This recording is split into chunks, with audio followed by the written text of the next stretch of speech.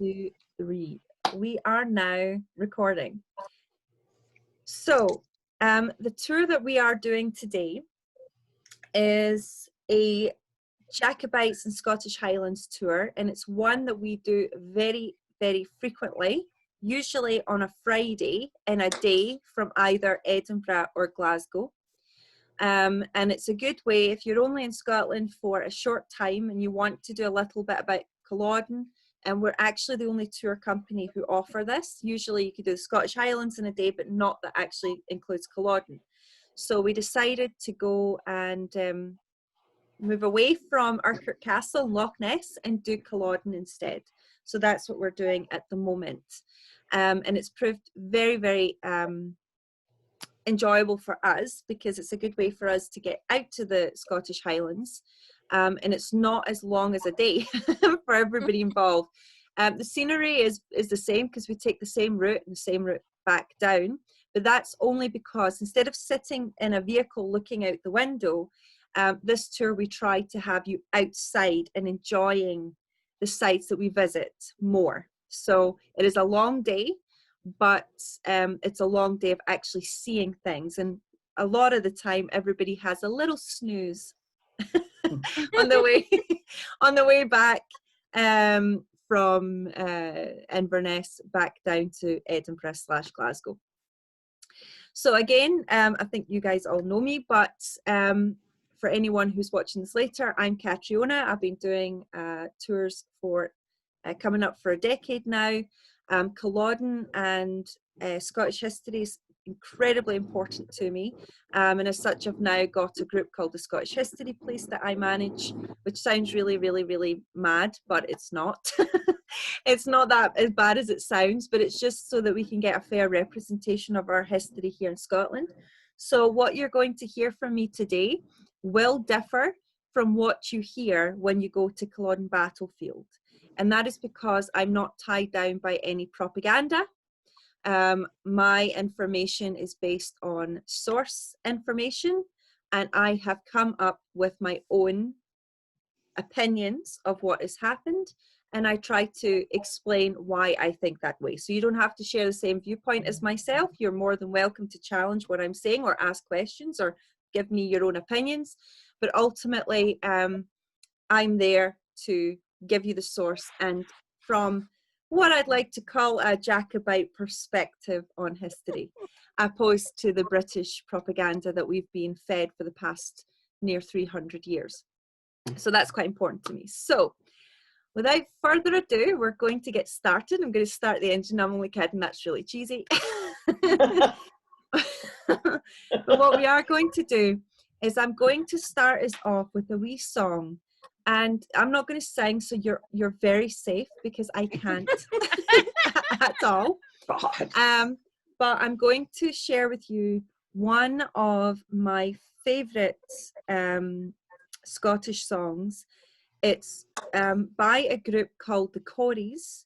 I don't think it's the original is theirs. It's an old Scottish folk song that they brought to life. They've been going since the 1950s up until the 1990s because one of their members sadly passed away, and then it became a band of one, but he's still about, but he no longer performs.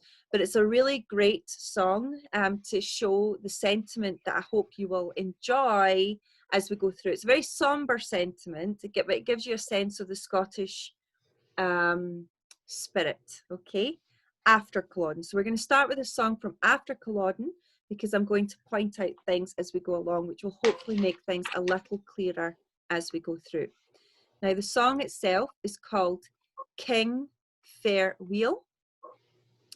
Okay, and I'm just going to, now for those who haven't joined in with these with me before, you will notice it's a little bitty because I have to go from screen to screen to screen to screen to make it all work, but it will work, it will work. If you cannot hear this, please let me know. But hopefully it's going to work fine. Okay.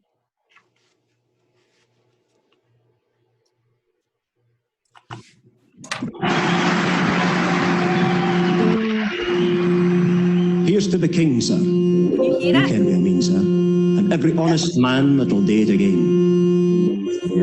Here's to the chieftains o' all the Highland clans, they've daint mair nor once, and they'll date again. When you hear the trumpet sound, tooty-tatey to the drum, up your sword and down your gun, and to the rogues again.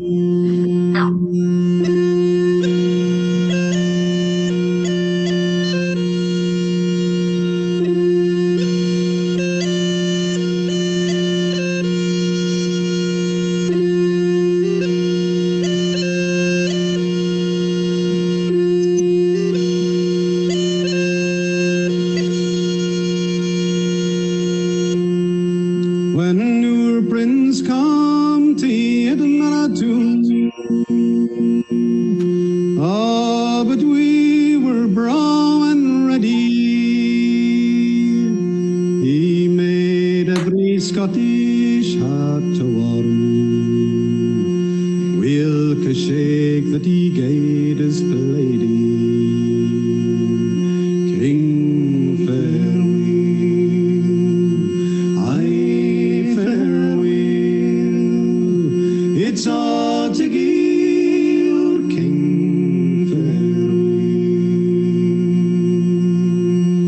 Ye have feather beds and carpets ruined. Ah, will ye not be doing yon German lairdy? For better prince there never was, lay among the heather in his tartan plaidy. King farewell, aye farewell, it's all to give your King farewell. By Preston pans we laid our plans, all the Highland lads were ready. By the wind and the sea we made them flee. We'll strike that was in our Palladies. King farewell, aye farewell, it's all to give your King farewell, aye farewell, it's all to give your King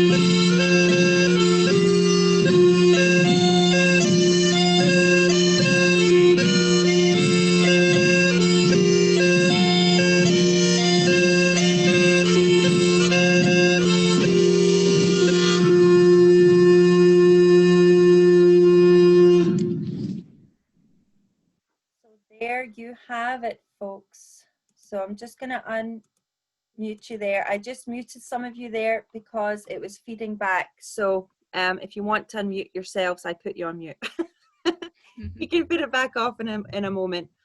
But that song there was written about the 1745 rebellion. So this is Bonnie Prince Charlie. So for anyone who knows anything about the Jacobite cause of 1745, it was a pivotal moment in Scottish history. I'm just going to stop sharing that.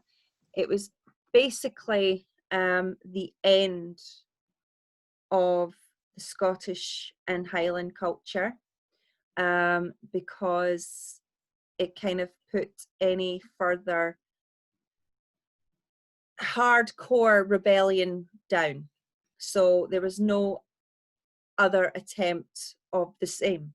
There were other rebellions and unrest in Scotland after that point, but nothing as big as that. So it was an incredibly significant moment in our history. So before we get started, I just want to quickly ask anyone, you're welcome to answer or not answer, but it'd be good to get some of your views on what you think about Culloden or about the Jacobite period. What do you think it was about? Does anyone have any ideas? All I know is what Outlander tells me. Okay. And what do you think Outlander tells you? That it was, well, I think war is really stupid and futile anyway.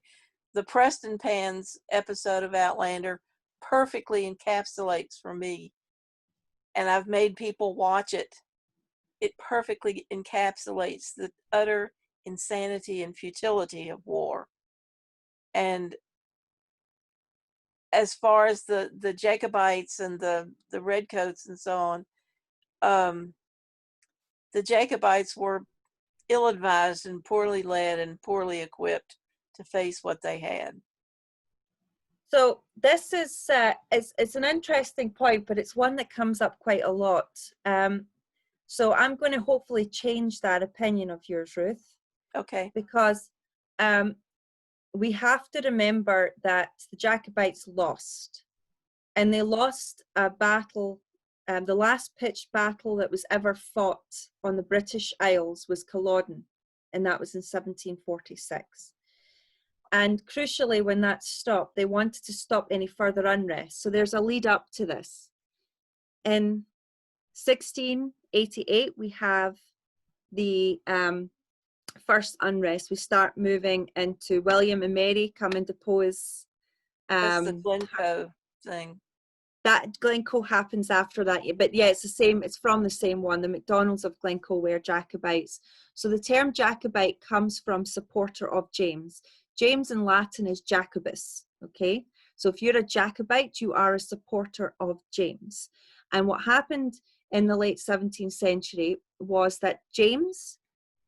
This is going to get really complicated, so take notes because there will be a quiz. So basically, we have James the Sixth of Scotland becomes James the First of England in 1603. He then has he's the first Protestant king of Scotland. Okay, he's raised Calvinistic, which and becomes like kind of Presbyterian. Okay.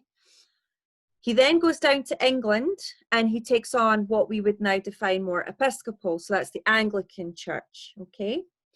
And he becomes the head of that church in 1603. So the kind of dynamics of the Stuart line start to slightly change at that point. In Scotland, the church is above the crown. In England, the king is the church by that point. So there's a whole different dynamic when they go down south. Now, bearing in mind, James had two sons. He had Henry and then he had Charles. Henry died, sadly, swimming in the River Thames. I don't know why you would want to do that, especially in the 17th century when it was probably absolutely minging. Good Scottish word there. Disgusting. Anyway, he died. His son Charles becomes king. Now, Charles is a bit of a headache because he was never trained for king, so he has problems with Oliver Cromwell. Now, this is really important because this is where the Jacobite unrest really begins, and this is why we have them in the first place, so please bear with me. I try not to bore you. So Charles is a little bit of a fool. Like he takes on this notion of his father, a Protestant king, by the way, his notion of the divine right of kings, okay? This is a new thing that his father kind of brought in. Not a Catholic thing, this was a Protestant thing originally. And this doesn't go down well with the English state, and it's what's known as the start of the English Civil War. Charles has ended up, he's defeated. He's what we call the Cavaliers support Charles, and the Roundheads, the Cromwellians, support Cromwell. They were successful. Cromwell was a very depressing man. He He banned Christmas singing. People started having names like I must smack myself across the head 5 times a day for my salvation, things like that. You know, typical Cromwellian names.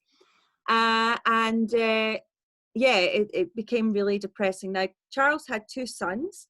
His sons were Charles and James. And while their father was obviously incarcerated and then lost his head, they were over in France in exile.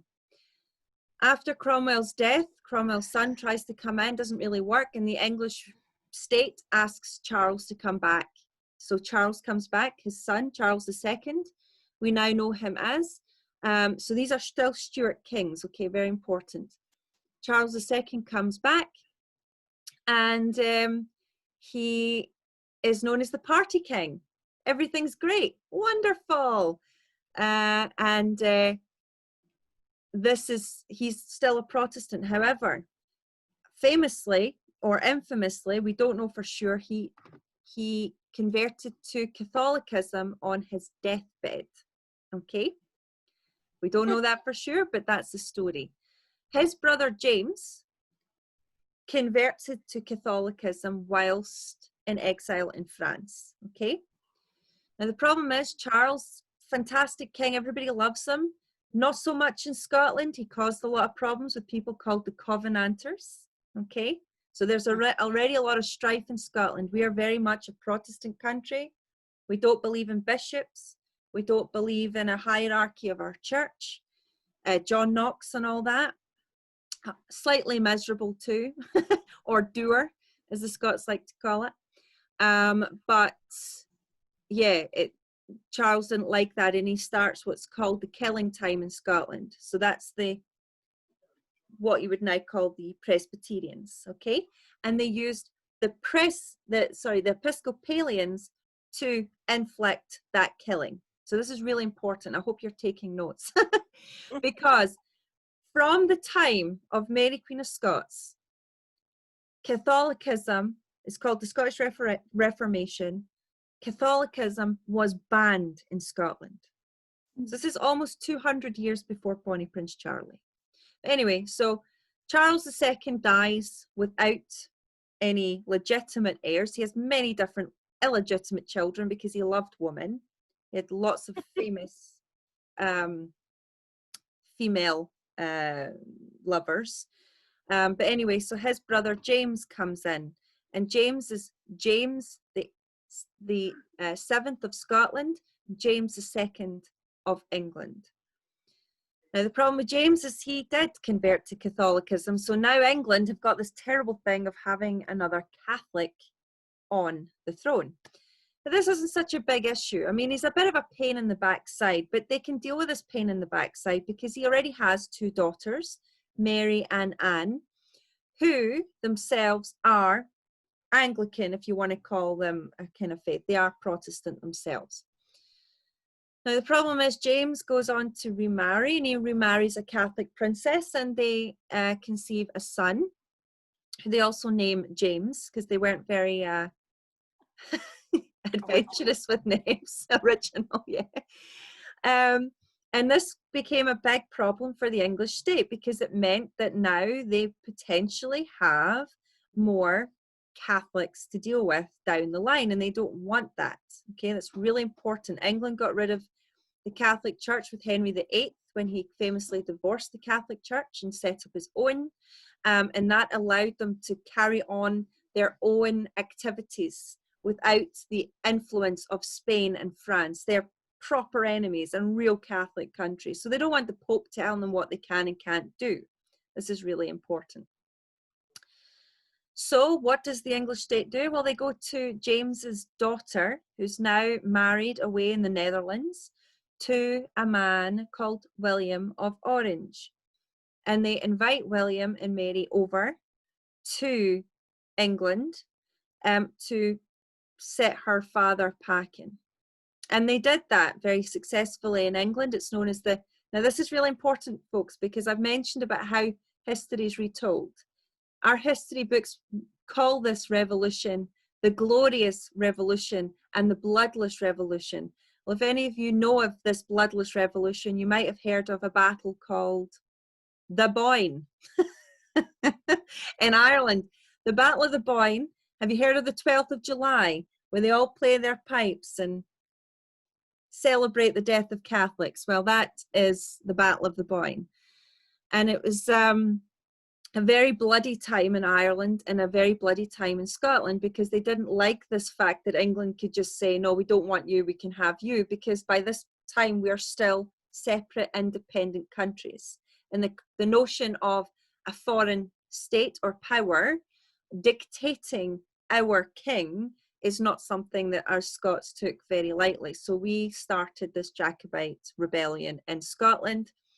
And interestingly, it was now the Episcopals who were supporting the Jacobite side, and the Presbyterians, majority of them, not all of them, were supporting the crown, the new crown, this revolution.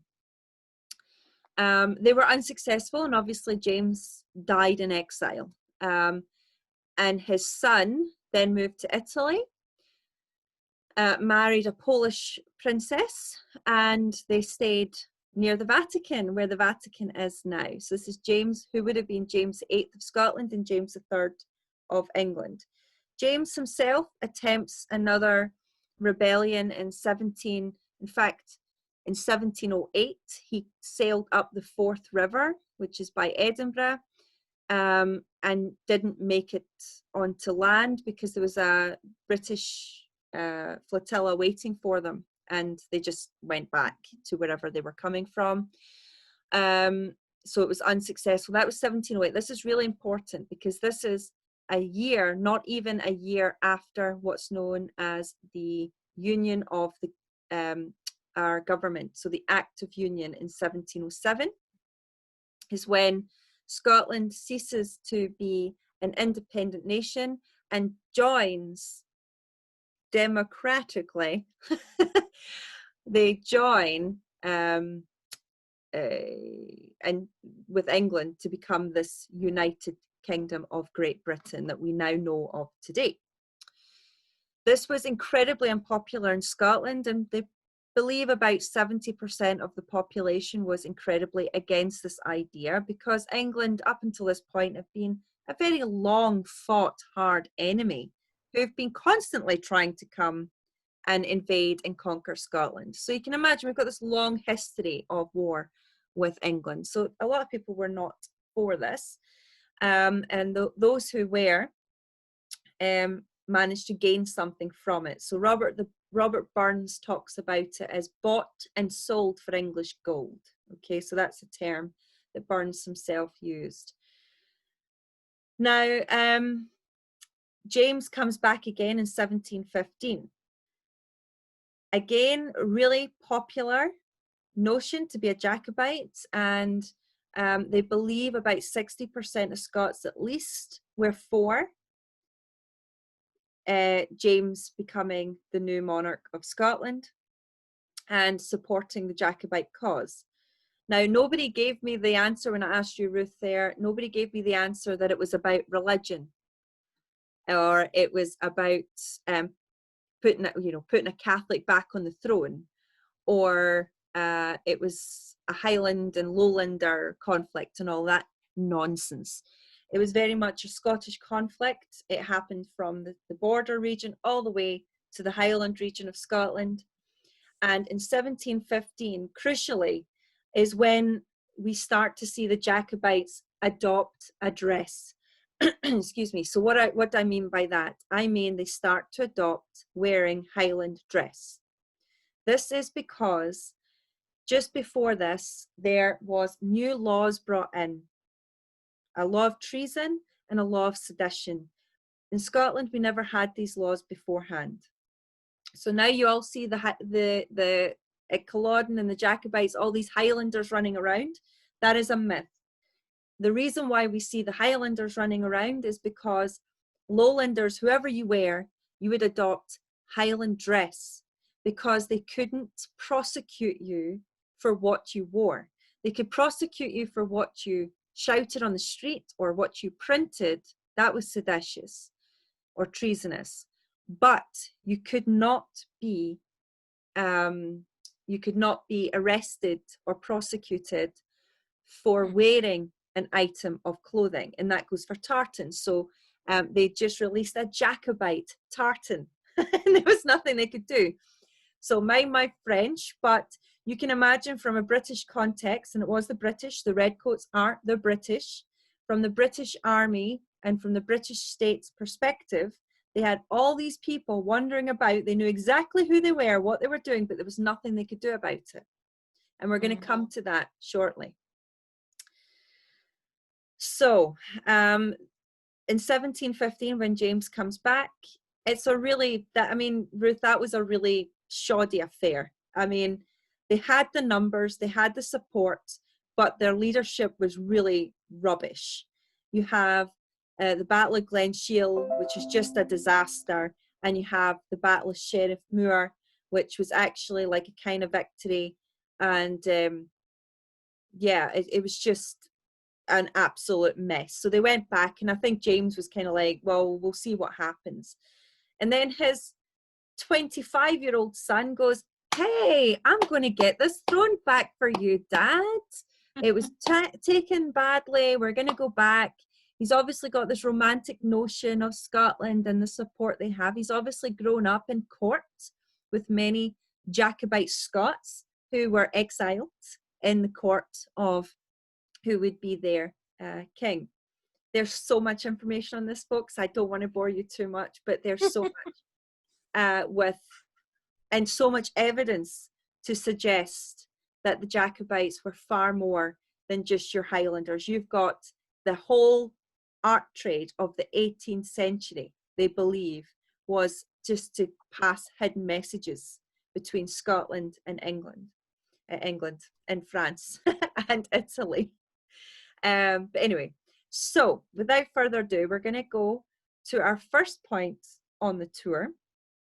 And we're going to start talking about Culloden. At any point, if any of you have any questions at all about anything I'm discussing, let me know. It's a lot of information, I know, and I don't want to bore you too much. So we're going to go look at some quite somber pictures. Now, I'm going to share a video. Now, apologies, guys. This was a live video that I did a number of years ago at Culloden. And at that time, I didn't quite get the turn your phone in landscape mode. So it's in profile, so you just see this horrible thing, but it gives you an idea of actually me walking with you on the battlefield itself.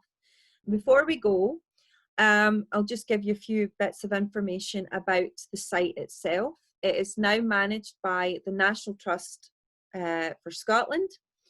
They are the kind of a charitable organisation, a charitable body who look after a lot of our historic houses and battlefields and some islands as well.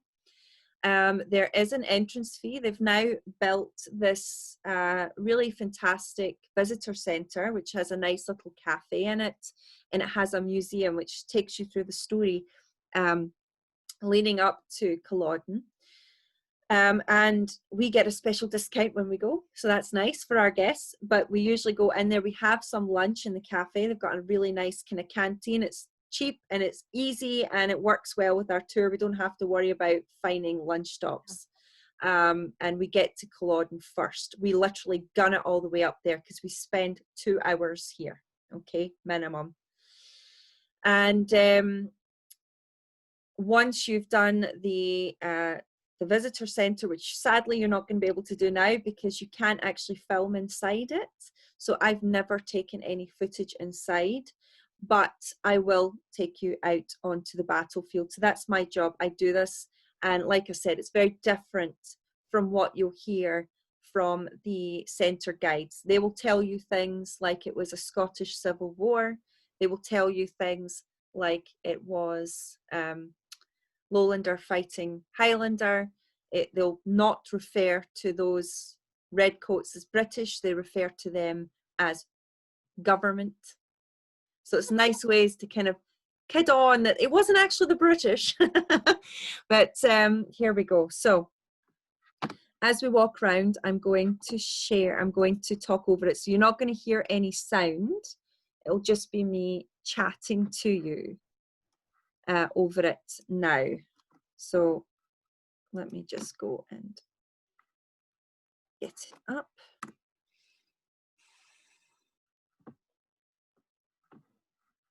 So it'll just take a wee second to make sure it loads. Okay.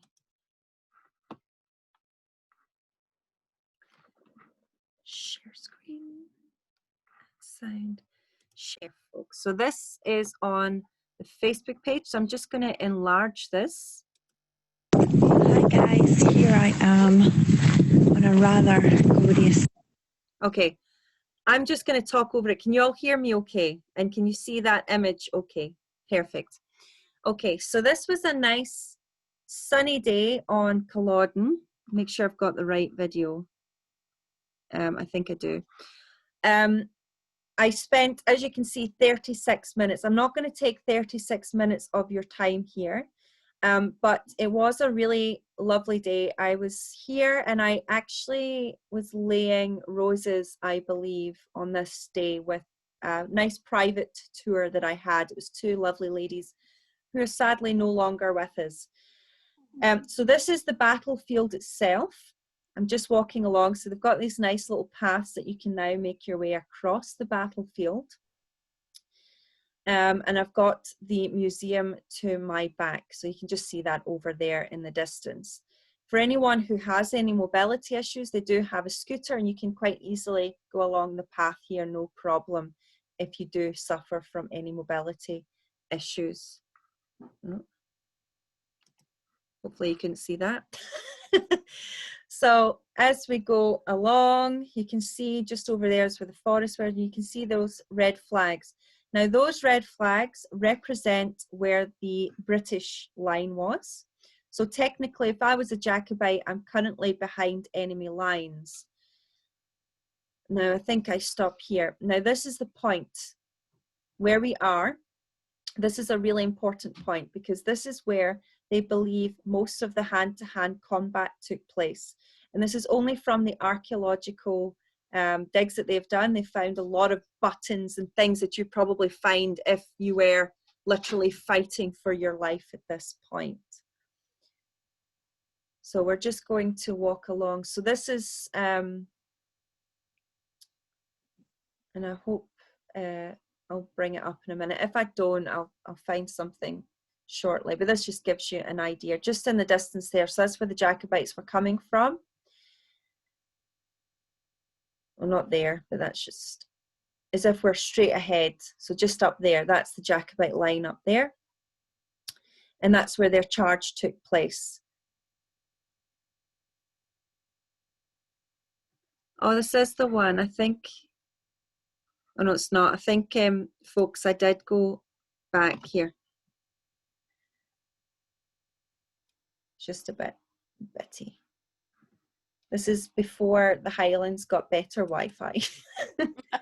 Okay, so I'm actually going to fast forward this because I was going back to collect my ladies. Okay, so I'm now with my ladies. Oh no, this was actually not, this is Jean actually. Jean ever watched. Hi Jean, this was just a private tour. So I met Jean and now we're walking up the same path. So I'm going to just walk her up. As a lot of you guys know already, I do get bored on my tour sometimes if I'm having to spend time by myself. I go off and I start live videos. So I'm just going to fast forward because we're going to go back to that point, okay? So here we go. So now we're walking towards the stones. So straight ahead, if I kept walking down that path, I'd find the Clan Donald stones. I very rarely go and do filming down there, but if you are related to the MacDonalds, that's where you'll find your stone. And we're now walking towards where the well of the Clan McGilvray. And apologies, I didn't realise it was a bit bitty here. I do have another video I might show if this continues. It might just be my signal now as well. Yeah, I think what I might do, folks, is I might stop that and just go back to one of my other Culloden videos because that is a little bit more than I thought it was. So let's just go back. I have one fairly recently when I was there. And in the meantime, what I might do is quickly share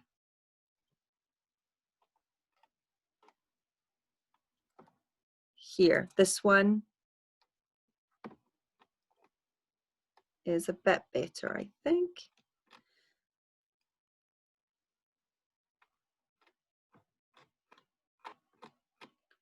No, it's not. So while I'm getting that up, guys, have you got any questions about what I've spoken about so far, just while I get that up? Well, this is family history to me because I have Stewarts and Lammonts in my family, and my husband's mother was a Chisholm. Her father, well, his ancestors were transported with the Highland clearances. He was born in Nova Scotia. Mm-hmm. So this means a lot to me. It's a really important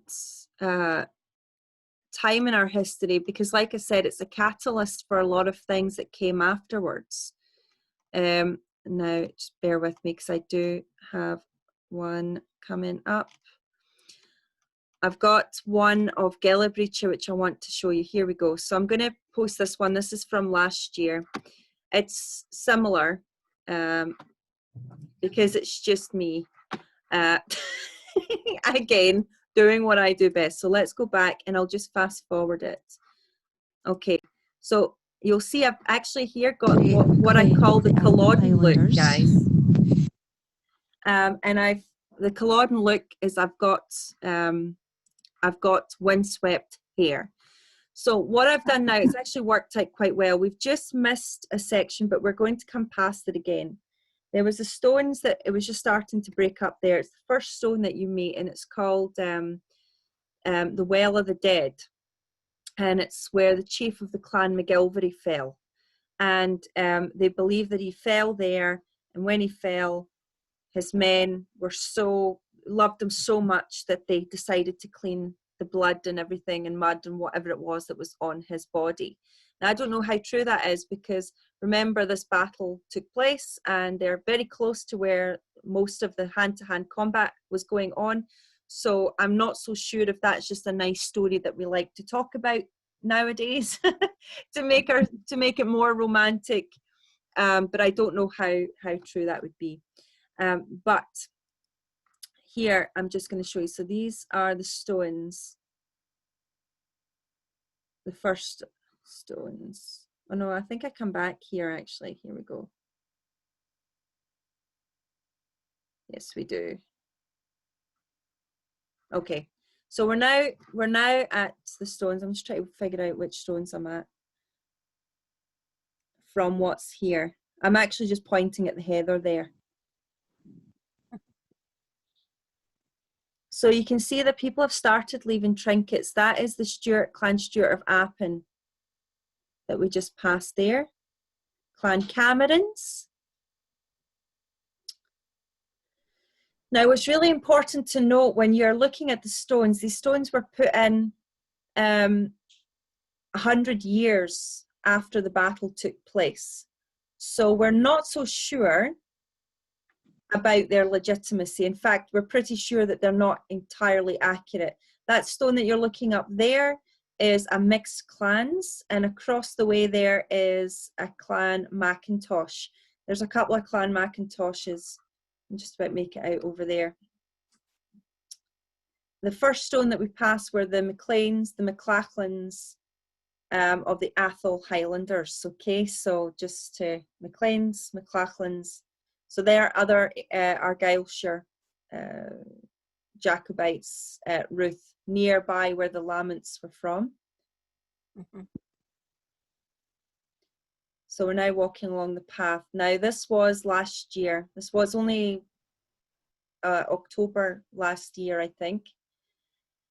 So it's not that long ago. So you get a sense of what the site is like. And actually probably lockdown has probably been good to the site to stop the sheer number of visitors visiting, because they have churned up that grass quite considerably. I'm just looking over at the cairn there, probably having a chat to whoever's on and not paying attention to where my camera is. But we're just walking over now to the Fraser Stone, which is just to the left there. The Fraser Stone, as you can imagine, Jamie Fraser is a fictional character. So the notion that people go there just to leave him trinkets, in my opinion, is rather disrespectful. But hey ho, what do you do? I've had to tell people off, actually. I heard some woman, they went, "Oh my God, Fraser!" And I went, "This is a war grave, guys. Like, calm your pants. Like, you know, this is a war grave." I don't think you'd be very happy if anyone did that. It's another military war grave in wherever else you are. But anyway, so we're now coming up to the Fraser. You can see how bad, there's no grass there now because that's how many people walk up to that stone.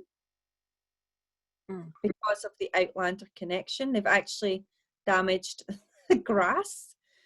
And you can see there's a lot of nonsense lying on it. There's stones and pennies and flowers and necklaces and rosary beads and things like that, which personally, guys, I do find quite disrespectful, because I know that people like to leave things from their own traditions. And that's okay if you're going to a grave which might be visited by 1 or 2 people a year. But these guys are clearing this stone multiple times a day. And it's starting to damage it. So I'm quite vocal about that. So you're just going to have to deal with my my annoyance at it. But it does irritate me quite considerably, because Jamie Fraser is a fictional character. Those Fraser men there were real people. Yeah. And they might not have been Catholic either. So leaving rosary beads is, I don't know, a bit strange. This day was a little different. I decided to walk, I think, to the Campbell Stone. Believe it or not, guys, there is a Campbell Stone here. And I'm just going to fast forward a little bit. Here we go. We're just walking now towards the Campbell Stone, which is quite interesting for a lot of people, because the Campbells famously, under the Duke of Argyll, were staunch supporters of the British. And in fact, they were crucial to the battle at Culloden, because they cut down those who were fleeing. They cut down a wall, and on cavalry, they managed to cut down those who were fleeing from the site. So without them, it probably wouldn't have been as bad as it was. But there were other Campbells who supported the cause, and they are here.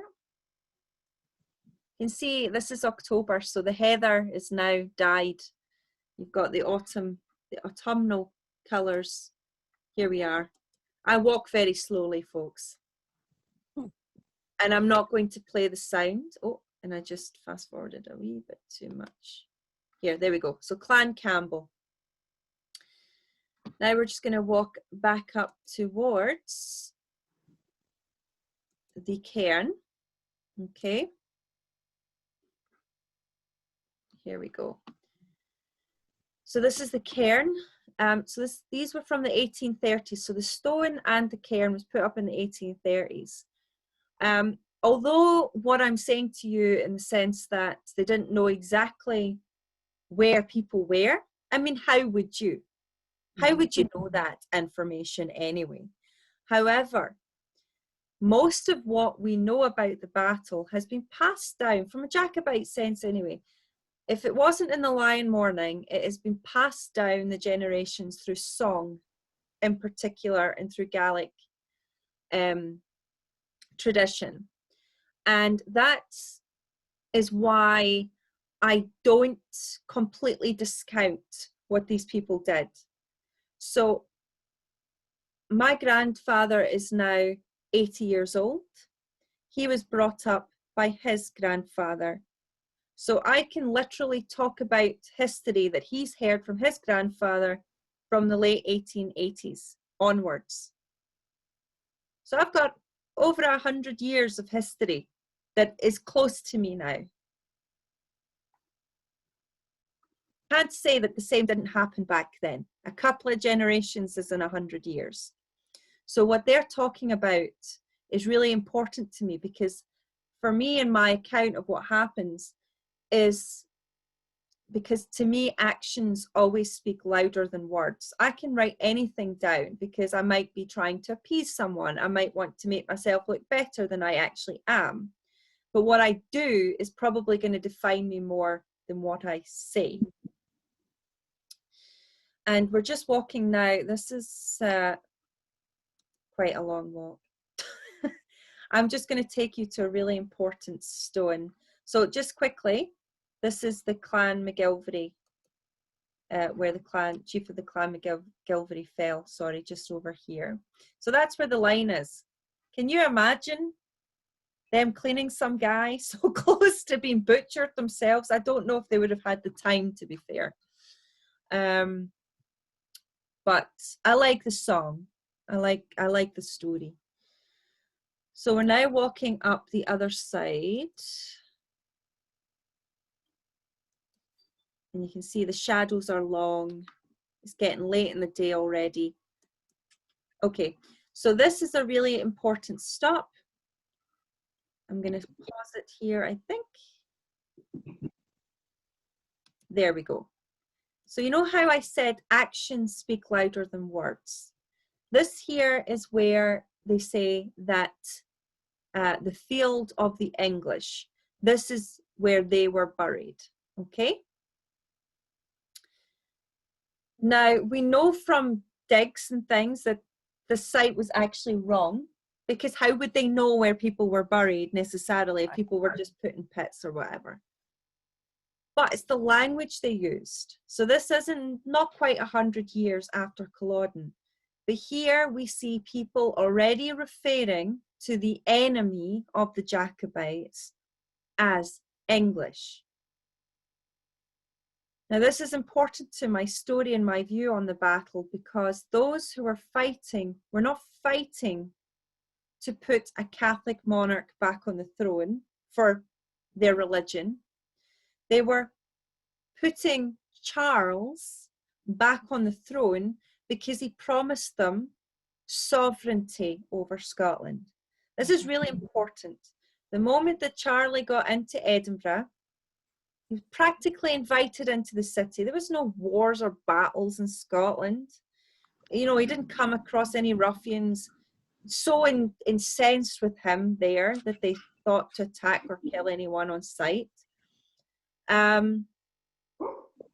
This happened to be a time where people really were unhappy with this political union that so few of them had actually agreed to. And they fought for their sovereignty. So this is why when you see this field of the English, not even 100 years later, they're already telling that story. Who am I 300 years after the battle to say that this guy was wrong in his estimation or justification of what he was putting there?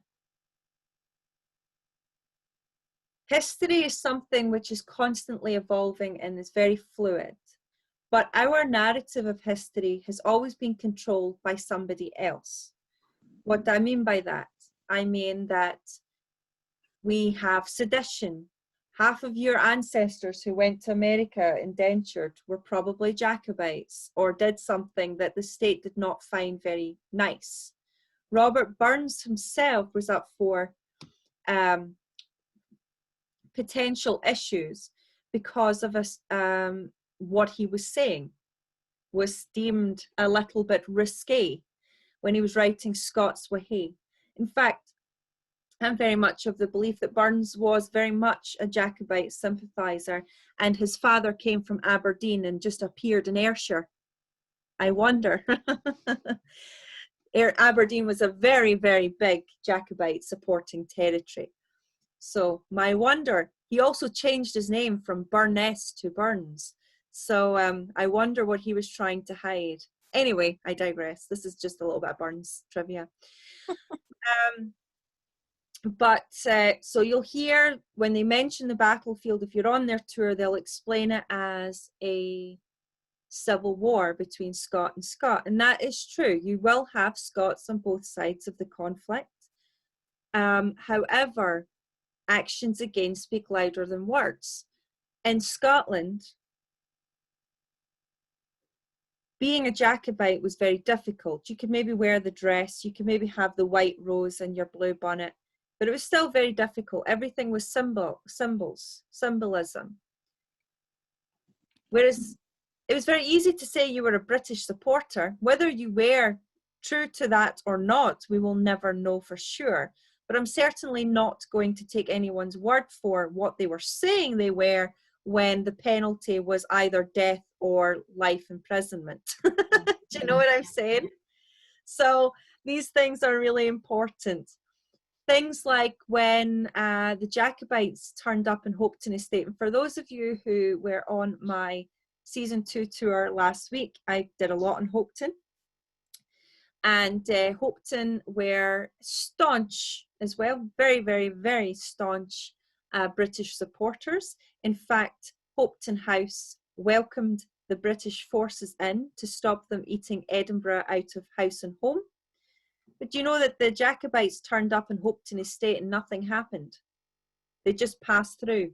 There was no skirmish. There was no, what are you doing here? There was very little noted about it, just a brief diary entry. So if you were very much against this, why would they be turning up on your estate? I don't know, but I can only speculate that if we look at Jacobite nobility, and I think Outlander did this very well with Jamie's grandfather, Fraser Lord Lovat, who was a real guy, by the way. He was actually the last chap to be executed in London by just being beheaded. He just had his head cut off for treason. He's not the last person to be beheaded, but he was beheaded, like just beheaded. He wasn't like hung first. I just need to make that clear because a lot of people, I might be attacked by my own history police if they're watching. But he, if you remember in Outlander, he was like, his son was a Jacobite, but he wasn't going to do anything because it's really it's much better to have one foot in each camp because it protects yourself and your property and your legacy. And we see that's a lot what happens in the Jacobite story. So to say what you were, and then obviously after Culloden, everybody went, no, I wasn't a Jacobite. So can't take it too seriously. But there were lots of things like that. The fact that Bonnie Prince Charlie, after this battle, and still, in fact, leading up to it, had a price of £30,000 on his head. He was on the run for 9 months and nobody ever gave him up. That, again, says to me, you know, if he was that unpopular and if we were in absolute turmoil, why didn't anyone give him up? And lastly, and this is a really important point, why is the Jacobites in Scotland and Ireland, why was it very successful in terms of their campaigns in Scotland and Ireland, but why was that not the case when they went down into England?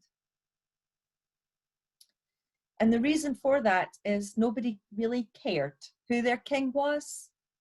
A couple of Catholics in Manchester and Newcastle were for the idea, because they were persecuted quite badly.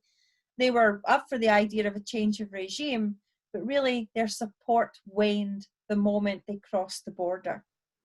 And that's because there wasn't anything really revolutionary about the change, which is why they called it the Bloodless Revolution when Charlie's grandfather was deposed those decades before. So it's really important to note that it's very much a Scottish issue. From an English perspective, it was very much a religious one. They didn't want another Catholic involved. They liked having that autonomy to do what they liked and not having foreign powers, especially their enemies, participate in any of their expansion plans. in the New World. And remember, they are both in gunning for the US at the same time, or what was, you know, North America, with the French, against the French, and obviously the Spanish. So it's a really important time globally and in Europe. And the Jacobites in Scotland was for their own decision making and their own sovereignty, which is why the campaign was so successful here. Okay, and that is why I look to this stone for more than just being a mistake. I look at it to be, not even a century later, how the people in the early 1800s saw Culloden and who was fighting there, not what we want to try and pretend and pussyfoot around now. So there we have it. So that's that one. And after I do this, and as I said before, I spend the most time at Culloden because it's such an important part of the story. We will be seeing one or two other sites shortly. But once we finish up here, I will open to any questions. I'm just walking along the path here. Oh, and I accidentally turned the camera on myself. There's my nice slange jacket, guys. Anyway, so here is Leanich Cottage. Now, the cottage itself is not contemporary with the battle, but there was a similar structure there beforehand, okay? So this has been rebuilt. The area as well is not a virgin site. So a lot of people are very upset about building and things near Culloden. Culloden itself has never been a virgin site. It's always been farms and used for something right up until now. And it was only started to be reclaimed by the National Trust in the 1930s. They only took a small piece of it. And then over the years, they've managed to take more and more and more. And they've done a lot of work. It used to actually be a timber farm.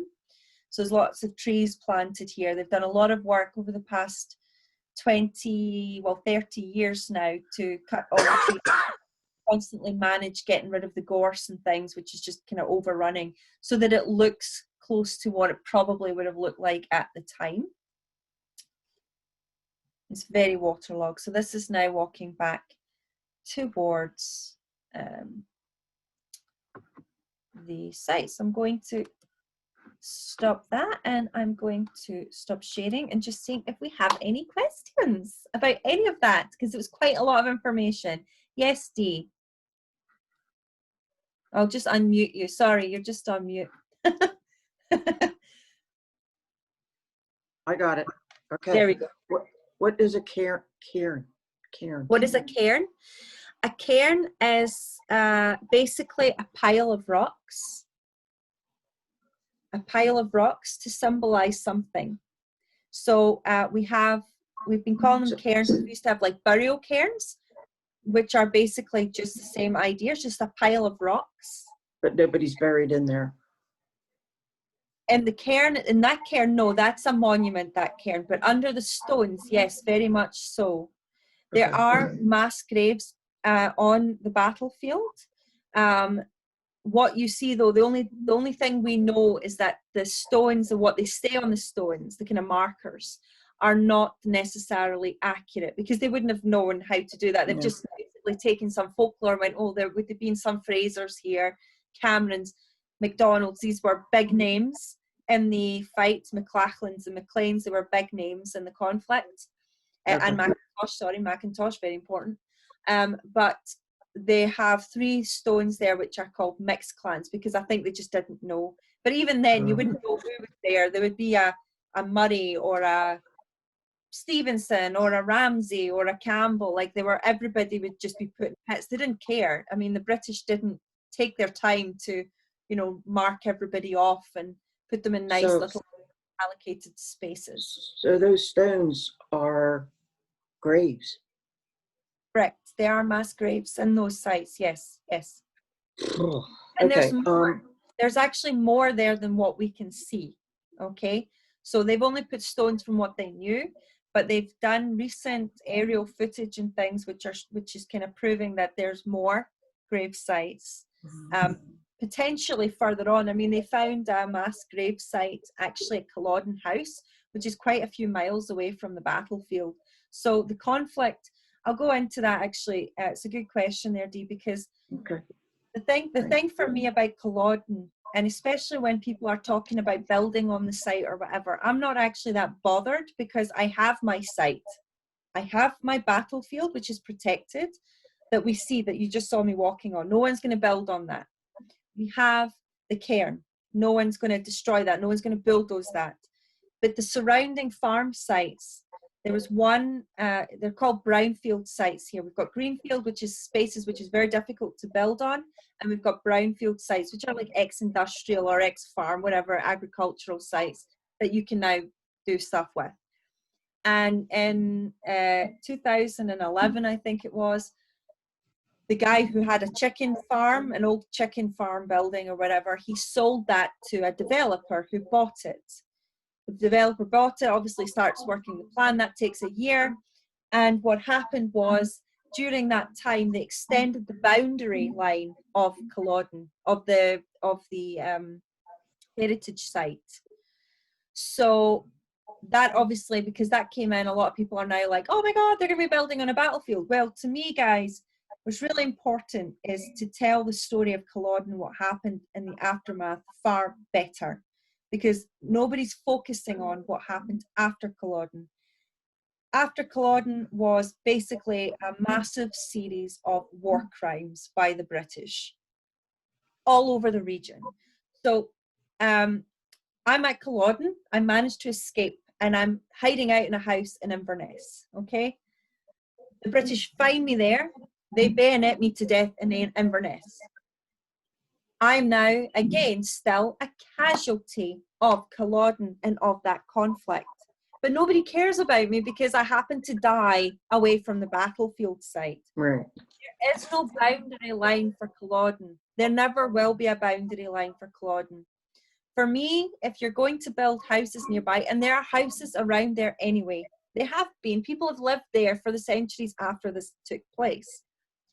So there's going to be stuff everywhere. For me, things to do is to make sure that proper archaeological digs are done and make sure that things are looked after and respected, and also to make sure that they don't use street names which they're proposing of a Cumberland Road.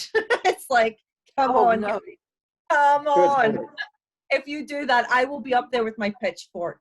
But the actual building around the site doesn't bother me so much, just purely because Inverness is a city which is expanding quite fast, and so it should. The Highland region of Scotland was cleared 200 years ago of all its people and a lot of its skills and everything else, and it's really important that we see development and prosperity come to these particular places. We can't just always think of them as these picture cards forever. People need to earn and look after themselves and continue their tradition so that they stay in the area rather than leave, because that's what they end up doing, isn't it? So I'm not pro-development either. I just don't necessarily have a problem with that. I have a bigger problem with how they explain it and how you can go with your pitchforks about doing things in Culloden. Then you just need to rip up the whole of Inverness, and you're going to have to stop building everywhere in Inverness. You have to stop building on the island of Rassay. You have to stop building in Port Augustus. These all were victims of Culloden. I see what you're saying. My soapbox. But I mean, it is sacred ground, so I mean, people It's have like to be our respectful. Gettysburg. Well, Exactly. it's not like your Gettysburg though, Ruth. It's like your Gettysburg in terms of memory. It's not like your Gettysburg in terms of what happened afterwards. I agree. What happened, Culloden was a battle. Now, listen to me. Culloden was a battle which took place in under an hour. About 100 Jacobites were slain during that hour. Another 500 or so either perished of their wounds or were killed on the field afterwards. So about 2,000 casualties and about 315 total British forces. Probably more. We don't know for sure because, you know, we're going by numbers that somebody wrote down 300 years ago. But we have had much bigger battles and much bigger sacred conflicts in Scotland. The thing about Culloden is what happened afterwards. It's that memory of the atrocities. It's bayoneting young boys. It's raping women to get named. It is under, in uniform, in red uniform. It is hanging a man, and they knew it wasn't at Culloden for being a Jacobite, even though it wasn't a Jacobite. He was incarcerated at the time for stealing something pathetic, and he was hung from a tree and bayoneted for days. There were atrocities, and Scotland had nearly 400 camps from the border region of Scotland to the Highlands to subdue people for the next 30 years. Wow. So think about that.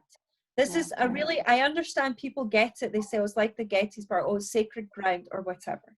What people need to understand is what happened afterwards. Yeah.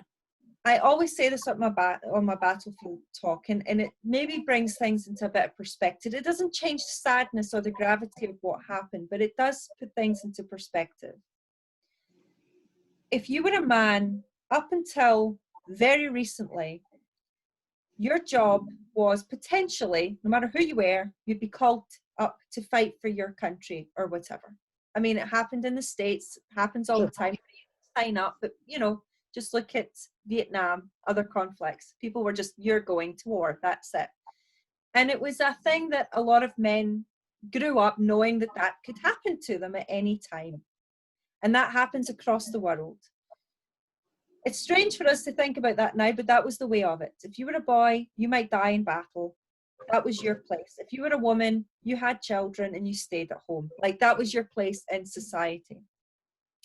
So the men who fought at Culloden, they fought because they wanted to be there. They were not forced to be there. They were voluntary. They stood at that battlefield knowing that they might die for a cause that they believed in, crucially. So if anyone wants to see it sad or Bonnie Prince Charlie was a poor leader or whatever, doesn't matter. Those men at Culloden fought and died for something that they believed in. What happened afterwards was where the war crimes come in. Why would you go out bayoneting 12-year-old boys? Why would you go out raping? That's when it stops becoming a legitimate thing. Right. And it's something they tried to brush under the carpet and blame Bonnie Prince Charlie for. Imagine that. Imagine blaming somebody else for losing, for what you inflict on them afterwards. It's the strangest thought process I've ever heard of. To say, well, we didn't want to kill you, but it's because he came here that we decided we had to do it. Like, it's just the strangest things. You can't blame somebody else. I've seen people on Facebook, you know, saying pictures of Bonnie Prince Charlie saying, I'm responsible for the decimation of the Highland culture. He did nothing to the Highland culture. It was the British who came in and stopped tartan, started to demonize Scottish Celtic languages like Scots and Gaelic, all these things. So there's a lot that we could go into, but I look at what happened afterwards. That is why it's different from Gettysburg, Ruth. What happened in America, I agree. Civil War was awful, like actually the worst, but at least you were on a battlefield, and that was, you know, where lots of men died, way more. I mean, how many people died at Gettysburg? Like 16,000 or something? Yes. Mm-hmm. Ridiculously awful, the loss of life. And I'm not saying any loss of life is worse than the next, but I understand. Yeah. you know what I'm saying. It was a battle of men. But anyway, so I go on. Any other questions about it? Yes, Suzanne. When were they allowed to wear tartan again and get back with the Gaelic language? So they didn't ban Gaelic, okay? That's a slight myth that's come out, but they did certainly demonize it because English was better, okay? They did ban tartan, and when we started this call, I did mention briefly that they brought sedition laws, and you couldn't prosecute clothing. Mhm. Well, they learned their lesson, didn't they? So as soon as they defeated the Jacobites at Culloden, they started in motion of banning tartan, because it was an outward show of support that they couldn't previously prosecute. So they banned tartan. It wasn't until, well, that would be 70 years later that you start to be able to wear tartan again. It was George IV of Scotland, of Britain, of the United Kingdom, who came up to Scotland, and he decreed that every noble family in Scotland should have a tartan. So again, there's a myth about tartan anyway. Not everybody had one. That's fairly modern in terms of Scottish context, comes from George IV. But yeah, I think that's it. Does that answer your question? Yeah. Yeah, thank you. Yes. Thank you. Yes, Julia.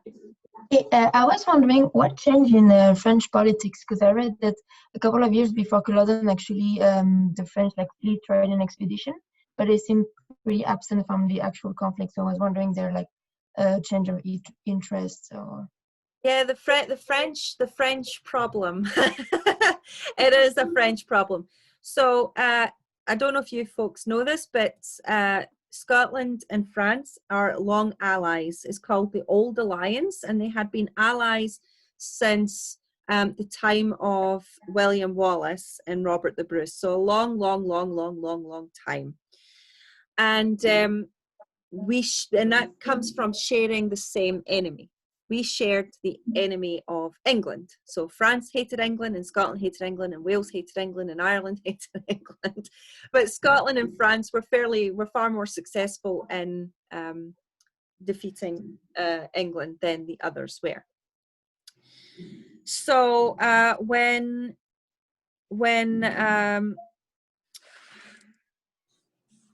basically France was having a few problems financially in your own history. So France is involved obviously in the New World discoveries and warring with England. So they have got a vested interest in moving to replacing the monarch on the English throne as well, so that it favours their endeavours better, so they don't have this problem all the time. However, France is going through a lot of financial difficulty, and it's trying to figure out what is the best course of action. And I don't think that France really had the confidence, because by this time you've had the first Jacobites rebellion, you've had James, with some help from the French, in 1708 come down with a lot of boats. You then have again 1715. So I think from a French perspective, they're now starting to be a little wary of how much support they're going to give and how much they're willing to lose. I think though that they were behind the cause, and we do see that a lot of the French ships actually do attempt to land in Scotland but after Culloden, and this was obviously just too late, and they were captured by British ships. So yeah, I do think that they were for it, but France is a very politically different country. You know, you've got your one king who's kind of supreme leader until he's moved or his son is moved. So there's a lot going on in France as well, and Europe.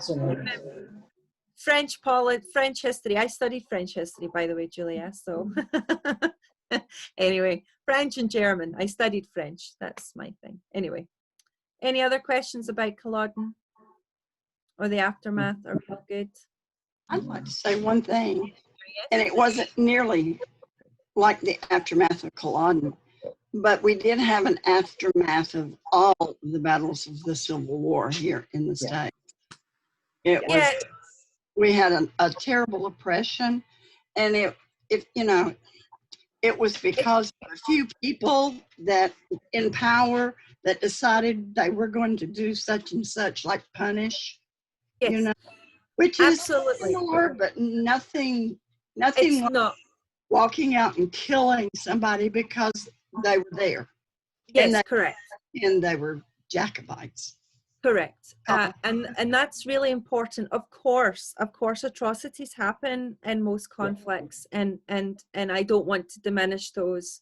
However, Culloden, we're talking about the end of Scotland here. We're not talking about.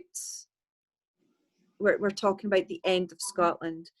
That literally put the thumb down through fear and submission. And they did that through the most brutal means possible. And there's a really good book to read. It's a contemporary Jacobite account. It's called The Lion in Mourning, Lyon in Mourning. And it's the lion, again, because you guys are thinking, oh, well, it's this, you know, civil Scottish war. Well, the lion is supposed to represent the Scottish lion. So it's Scotland in mourning. It's a play on words there. So just hopefully that helps. So we have a lot of Scottish people who came to the colonies because of Culloden. Therefore, I still think that the southern hospitality came from the Scots. Absolutely.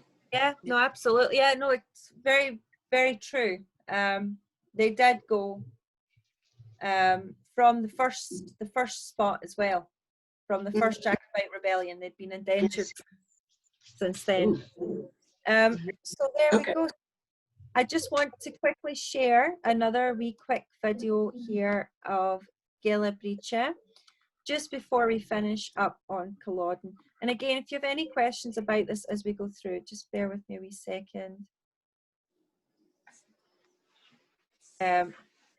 Oh, James wants to quickly add something. James, I'll do that when we go at the end, if you don't mind. He just wants to talk about tartan. So I'm just going to post this in. This is slightly better, folks. It's not so bad, hopefully. Let's just wait for it to load.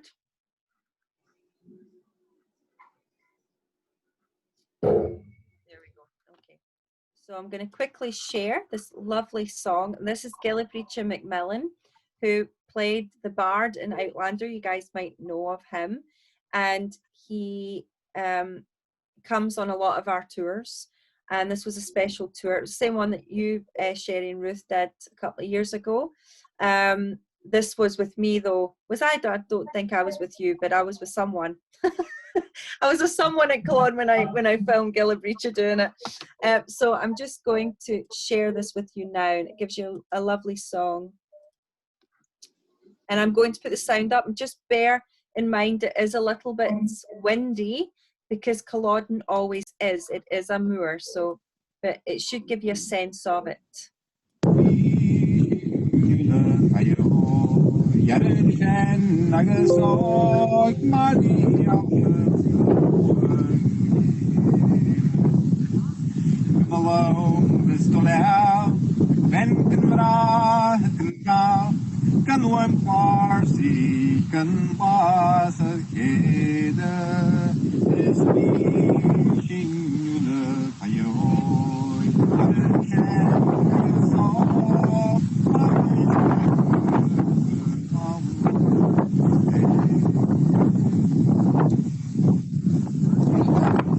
There we have it. Viewers can look up on Urban Dictionary. Sorry, People guys. used to tell me that you were. How do I do this? I just want to switch it off. Right. Let's go. So stop sharing. There we go. That's better. It happens when you let a video finish. It just goes to another video randomly. I don't watch those videos, but anyway. So the thing about I just wonder if that is the song that someone wrote about Culloden. Correct. Correct. Okay. So this is a song sung in Gaelic, and it's about one of Bonnie Prince Charlie's pals wrote this song basically cursing the Duke of Cumberland and how he was going to Oh, was die. that the lament for William Chisholm? Yes, correct. Yeah. Yes. He's going to I die. loved it when he did that. When he It's sang that beautiful, song. isn't it? And it's to do that at Culloden as well. One moment, I've just got a quick Susan and Douglas. So Susan's got a nice short ghost story that I can add from when we were years ago. I'm interested, Susan. Yes. If you want to unmute yourself, awesome. Okay. So, hope my husband was coming back. So we were at Culloden 2 years ago, and we were on a tour, and this started when at the well you showed, Yes. and then that road that you walk up where the two battles clashed, and you came up to the first thing you showed us, which was the monument or not the monument, the plaque that tells you what happened. So so we were at the well, and our guide told us a story, and my husband and the guide walked up that road towards the plaque, and I stayed behind. Okay, and then I started to walk up by myself, and I'm not in the greatest of shape, but I don't have a problem walking, right? 1, 2, if you know and you've been there, that road's very low. It's not a big steep, right? Yeah. And I'm walking up there, and the more I'm walking, I just felt like, and this never happens to me. My husband and I, we travel to battlefields, we go to old houses. I started to feel like something was like suffocating me, and I felt like my chest and everything just felt horrible. Like and the more I walked up there, and my husband is chatting with the guide, and they're having a good time, or just talking, and by the time I got up there, the only thing I could say was, what happened here? And then it was chilling, and it still gives me chills at this day, because I felt that way right where that plaque was, right walking up that road. And to this day, that scares me. Well, folks, I have a story myself, a ghost story. I have got it in a video on our Facebook page if you go and search it. I have been on Culloden Battlefield by myself in October at dusk, like a weirdo. I was going into Inverness to have I was staying actually right across from the battlefield in the bed and breakfast, and I dropped my guests off and I went back to the battlefield. I thought I'll do a quick video, and when I went down, I walked down just past the Field of the English, because you don't always have to go up to the main part. There's a slightly shorter way to get on, and as I walked along, my phone went from 60% to 0, it just cut out. But there were people there at that time. There was a jogger or something as I was there. So I went back to my accommodation and I plugged my phone in, and I think I had a wee video going, what happened, guys? That was so weird. Our phones went dead too. Our cameras went dead too. There you go. So I was doing that live. So I went back, and when I went back, I was by myself. Nobody else was there. The sun was beginning to set. And I didn't do a live video because I thought I'm too worried that that's going to cut out. So I just filmed myself, which was terrifying, because I was there trying to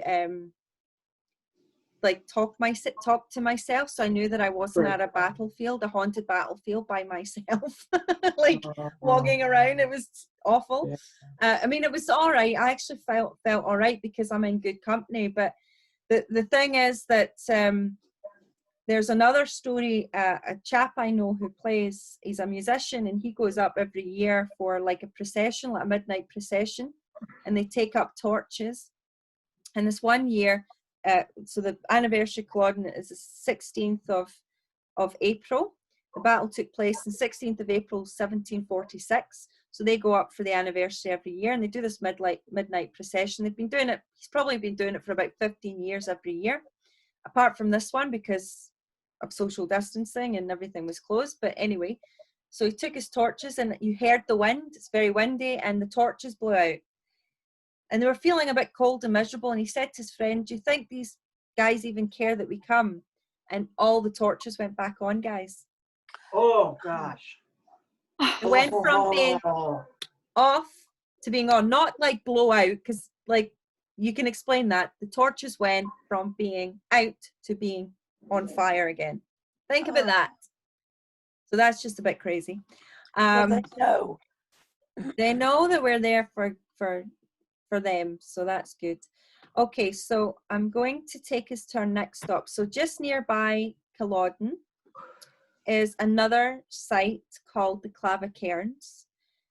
And the Clava Cairns are not even, they're like 4 miles away from the Culloden Battlefield, which is quite funny for me because Diana never knew to write that when she was doing Outlander about these stones that were so close to the battlefield. Mm-hmm. But anyway, we tend to go to Clava, and it takes 5 minutes in the car.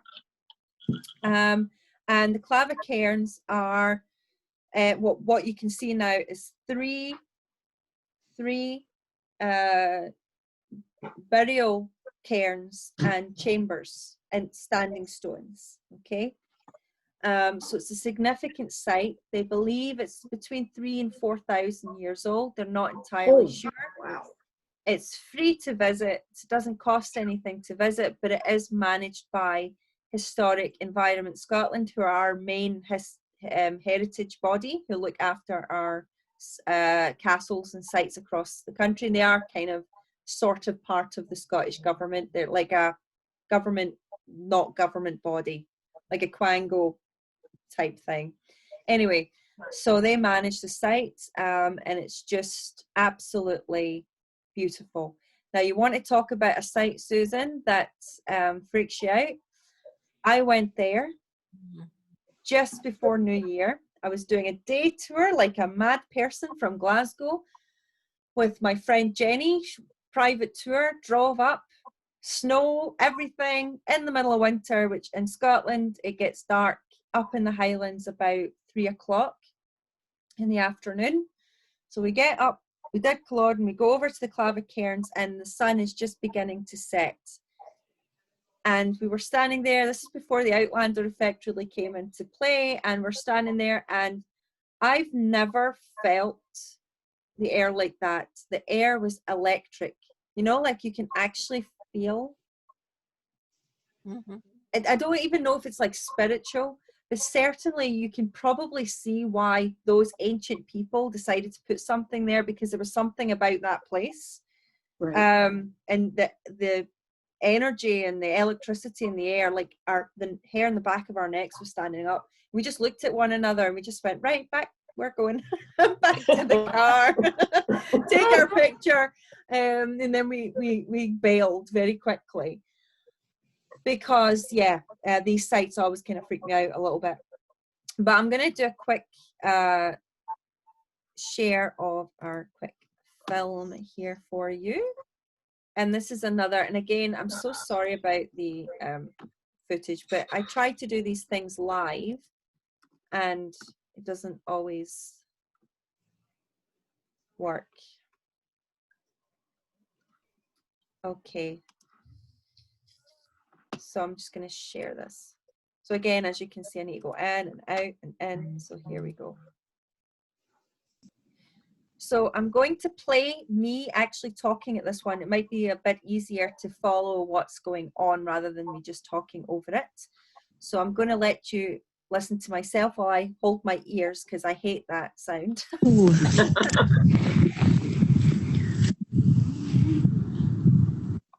Hello, here we are at the Clava Cairns. It's already showing low signal, so the standing stones are affecting my technology. I'll just take us round. Here's the first cairn here. Here's my lovely couple. Are you going to try and touch it? And go back? Time traveling. I'm just waiting for the wind. Oh, it's coming. I can hear it coming. So here is the inside. I'm not going to take this in because I don't like going in there. It just gives me the heaves. But, I won't go in, guys. I won't. These rocks have been here for thousands and thousands of years. Hello, Jackie. Miss you. Remember, you were here. There's my lovely couple from Greece, and they're so beautiful. Such a nice couple.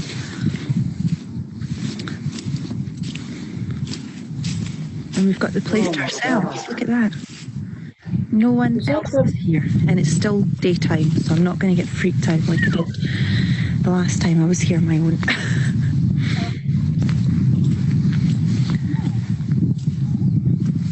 That's the second cairn you just make out. I'm just looking, these are all, this is off season, so it's still winter. It's not here anymore. I don't know where the snow's gone here, but we could see it at Culloden. Here we go. Here.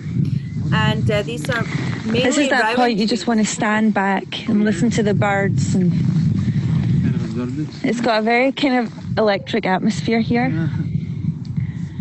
I think that's why they chose it, or maybe it's the stones. I don't know. We'll never know. Well, you never know, you might do. It'll not be you going through, it'll be you going through to see Jamie Fraser, and you'll be like, what? I don't want to go see this dude. And then the red bull trying to rape you. Well, you can. That would be really awkward. Oh dear. See my wee Orbeez flying about.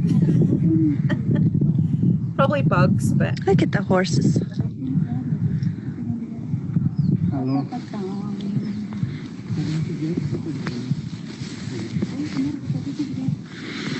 Real cairn.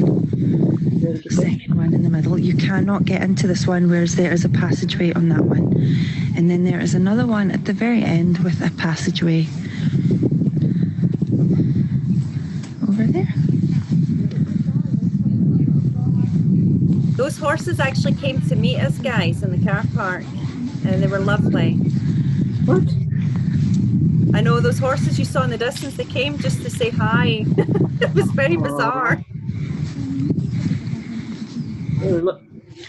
They're looking for apples. I mean, this has been stuck here for thousands of years. Wow. And it's weird because the tree roots are so massive now. Like, you can see that tree root.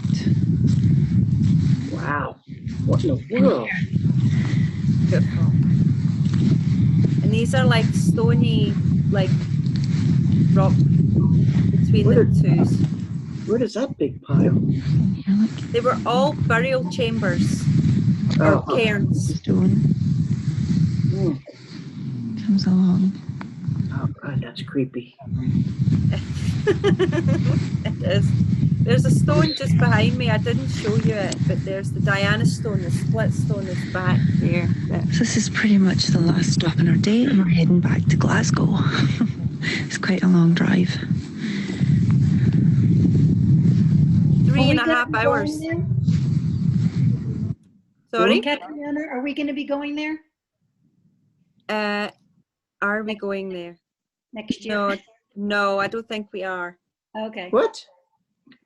No, we've got. I'm taking Suzanne next year on tour, and I'm just thinking about our itinerary. I don't.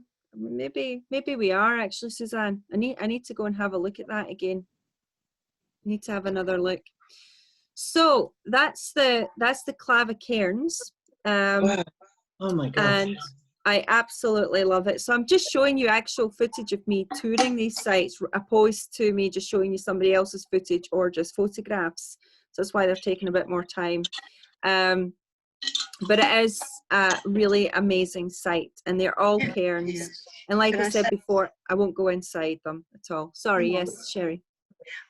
Ruth, after we were at Culloden, and it was so moving. I mean, we were actually had tears on our faces. And going to the Clava Cairns after that, it was peaceful. It just gave you a sense of, okay, life has happened, life goes on. Yeah. And it is, even though it's a burial site, it was a peaceful one. It is actually very peaceful. I mean, I don't go into that first cairn. I just won't do it. There's something I don't like. You're saying, Suzanne, you felt like somebody was on your chest at Culloden. Mm-hmm. I do have experiences with spirits. Most of you guys know that already. When I go in, I do feel like somebody's like standing on my back. It's like a really horrible, like oppressive feeling that I get inside. I just don't like it. I was last there just before this all shut down. That was actually probably one of my last tours I did was Clava in Culloden, and it was snowing everywhere again. Oh. But it was a training day, and we had one guest from Australia, and I took Paul, Paul Rasmussen, some of you guys might know him. I took Paul and I took Kimberly from the office up, and they were like going in, you're not coming in. I was like, no, I said I don't do it. So I'm not coming in. You guys batter on, but I'm not taking anything back home with me. So that's the Clavacairn. So we tend to spend a good 15 minutes there, and you will notice if you do go to visit, the tree roots are a big issue actually, because we have had so many falls. The last one, it's terrible because you have to laugh about it after the fact, because I've tripped, other guides have tripped, and last year Helmut likes to do these like panoramic things. So what he does is he gets the guys to stand in front of the stone and then quickly run round and then come out the other side. So in the same picture, you can see them going in and out of the stone. It's just something he likes to do. Well, the lady ran round. We've got her mid-fall, She just, we've got her standing, and then I went, is that her over there? Poor thing. We've had others, a nice slide down the bum. So it is one site. I do say to everybody, do lift your feet. Feel like you're a bit of a stormtrooper or something, because that stuff, you're going to go down. And I have too, so I can laugh about it now. But yeah, so, and any questions about the stones? There's so many questions because we know so little about it, to be fair. They didn't, that period of people did not write anything down, so we can only kind of pretend we know what we're talking about there. I like to think it's some sort of calendar. Tells people what's happening and when to do certain things. But there's so many different theories. Maybe it was aliens. We don't know. Oh, Lord. One thing that we found out when we were touring it, they told us that recently they discovered paint chips underneath some of the stones, right? And I don't remember any of this, but they told us the colors and the direction these paint chips were in. And we were also studying, coincidentally, like Native American, what are they called? Medicine wheels. And the colors that they found at Clavacairn matched the directions that the Native American wheels have, the same colors, like red, yellow, black, and white. Oh, really? That was pretty cool. But that is pretty cool. That is, there is something that, I think we do need, I mean, we know it. We all came from Africa at some point, Our peoples moved up and they went all over the world and they crossed the ice and they did whatever. And I think that's why we have so many shared things without being in contact with one another. Like we have the same sort of spiritual ideologies about there being something. I'm talking about before really the concept of God comes in. I'm talking about our kind of spirits in the Native American cultures. And there's an interesting thing between Scotland and Native American and the Gaelic anyway, is that there's no word for ownership in either language. You don't own something, you have something next to you. So I don't have a son, there is a son by me. I don't have a house, there is a son here, there's a house here. So that's how they speak in their language. They don't have ownership words. We just change that in English, and that was quite interesting for me. So that's a good one. I'm gonna look more into that actually. A couple things, yeah. And Catriona, to me, when I hear Gaelic songs and I hear Native American songs, even though the words are different, the way that they sing and how it lilts together sounds very similar to me. And you had the bodhran, you had the drum in there too. Right. It's very, very similar. I think so, and I think so many things, and I think that's why the Scots were able to assimilate into a lot of Native American peoples. Like even one of my own ancestors, he's like my great grandfather's brother. When he went over to the US, they settled in Oklahoma, and they were pacifists. But anyway, I don't think they liked what was happening, and he ran away with the Native Americans, and he married, and he never was seen of again. Oh, wow. So you hear a lot about the Scots doing that. They kind of assimilate into the Native American cultures because they've got so many similarities in language and tradition and how they see the world. And it's very kind of clan, family orientated as well, isn't it? We even use the same word, chief. So, yeah. In the Outlander books, when Jamie Fraser was getting acquainted with the Cherokees nearby, they discovered, and I think Ian also discovered, that there were very many cultural similarities between Celtic culture and the Native American culture. Absolutely, and there is actually some talk, and we're kind of talking about Native American here, but there is some talk that the Picts, I think you guys probably heard of the Picts in Scotland, and now this is hearsay. This is a couple of theories that I've heard recently, and that is that the Picts, they believe, actually descend from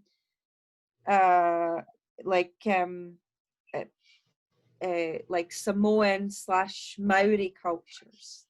So the reason why they say that is because when they talk in reference about the Picts, they were more sallow skinned and they had slightly slanted eyes, and like they were painted, but they believe that they were actually tattooed. And as we know in the Maori cultures and things, they tattoo themselves the more the higher status they get in their community or their culture.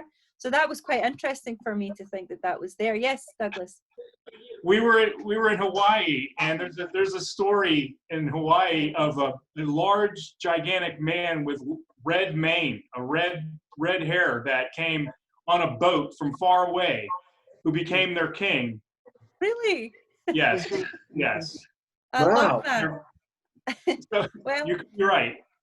I love it, and we'll never know if it's true or not, but it's a good story, and it would make a lot of sense. And even if they weren't necessarily from there, that kind of shared tradition of our peoples moving across the continents and taking elements with them, because England's a bit different, because England is a country of conquerors, right? So England was conquered by the Romans, it was conquered by the Saxons, it was conquered by the Vikings, it was conquered by the Normans. So you have this long list of change, of really significant change throughout their history, where Scotland, Ireland, and Wales, and some of the other Celtic nations who remained intact for much longer, they share a lot of the tradition that you see in other places.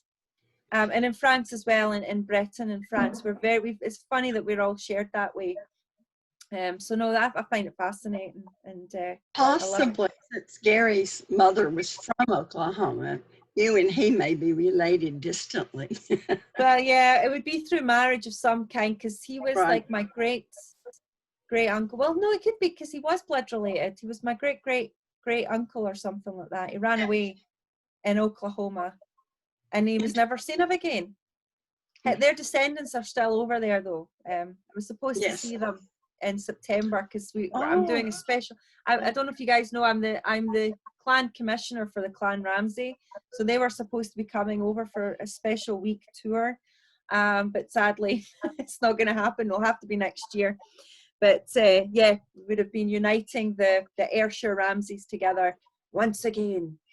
But anyway, Elizabeth had a question. Yes, Elizabeth. Sorry. Yes. I'm not sure if is my mic working. Yes, it is. Yes. Okay. I was just wondering, going back to the Culloden, the stones at the Culloden, the clan markers, is there a marker for the Chisholm clan? No. I don't. There's I'll tell you the stones. They have a McLachlan, McLean, Athelhite, that's one.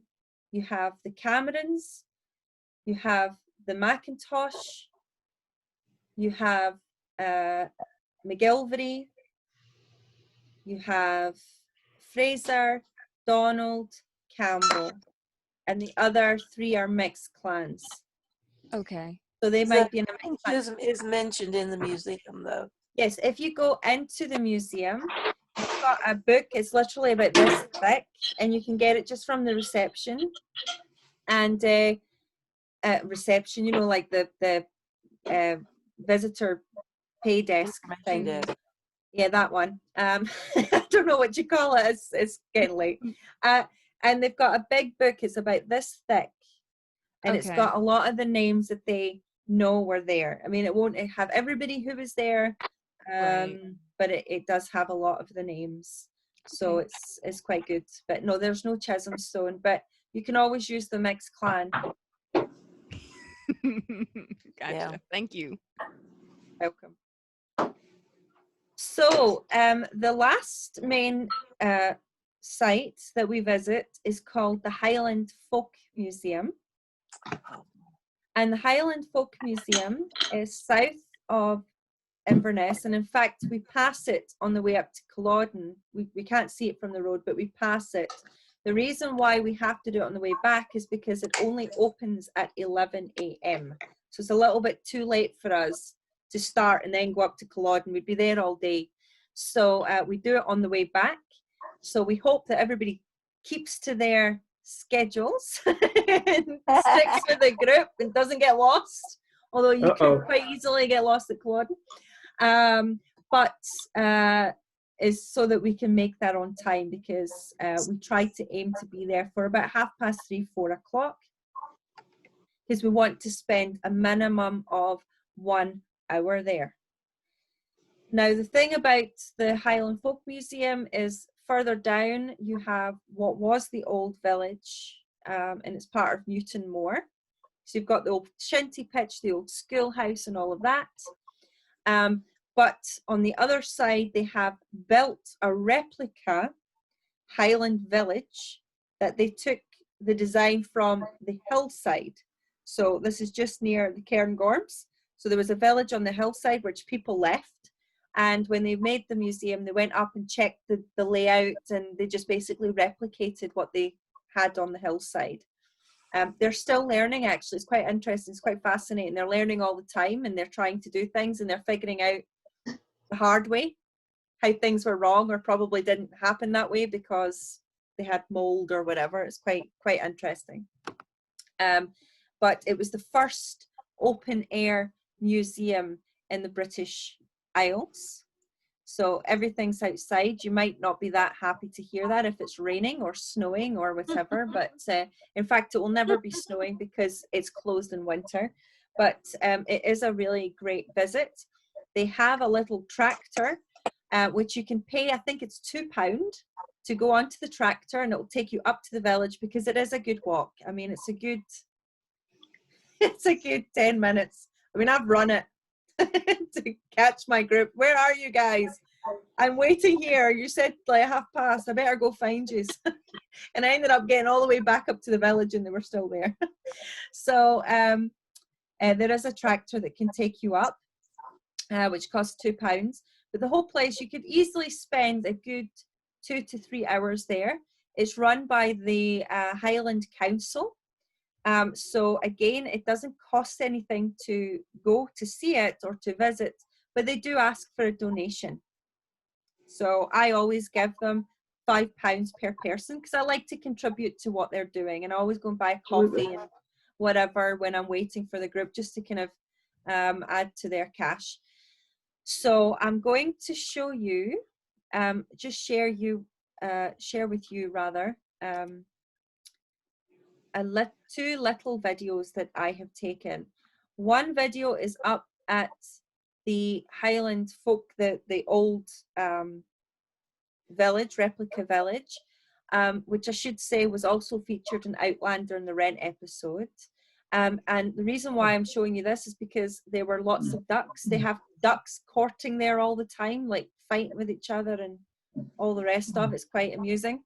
And then there's another section, there's an old 1920s, 1930s school with the old schoolmaster who's got his cane at the ready while you write your letters. Okay, so I'm going to show you those two quickly. And then I'll quickly show you their website because it's quite good. So I'm going to quickly go and do my thing again, show you these courting ducks because I just thought they were so cute. It's only a short clip.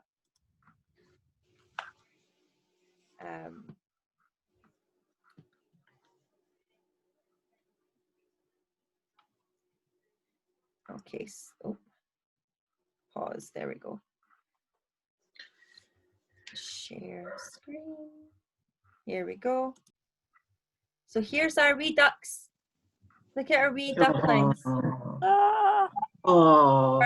They were just the most adorable little things.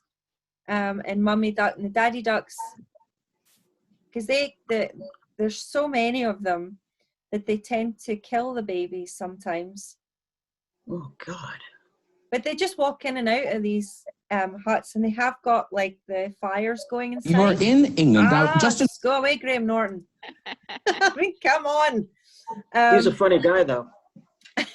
Yes. So that's our ducks. So you can see them. They've got like a little duck area. There's just tons of ducks there. You can't really miss them.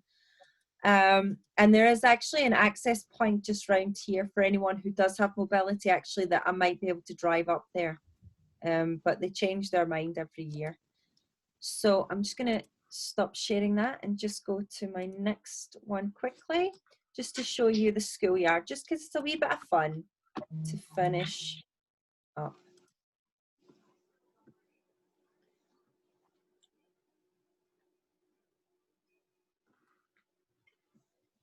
So I am going to play the sound for this so you can hear the school teacher, because I'm sure it will give you guys the fear.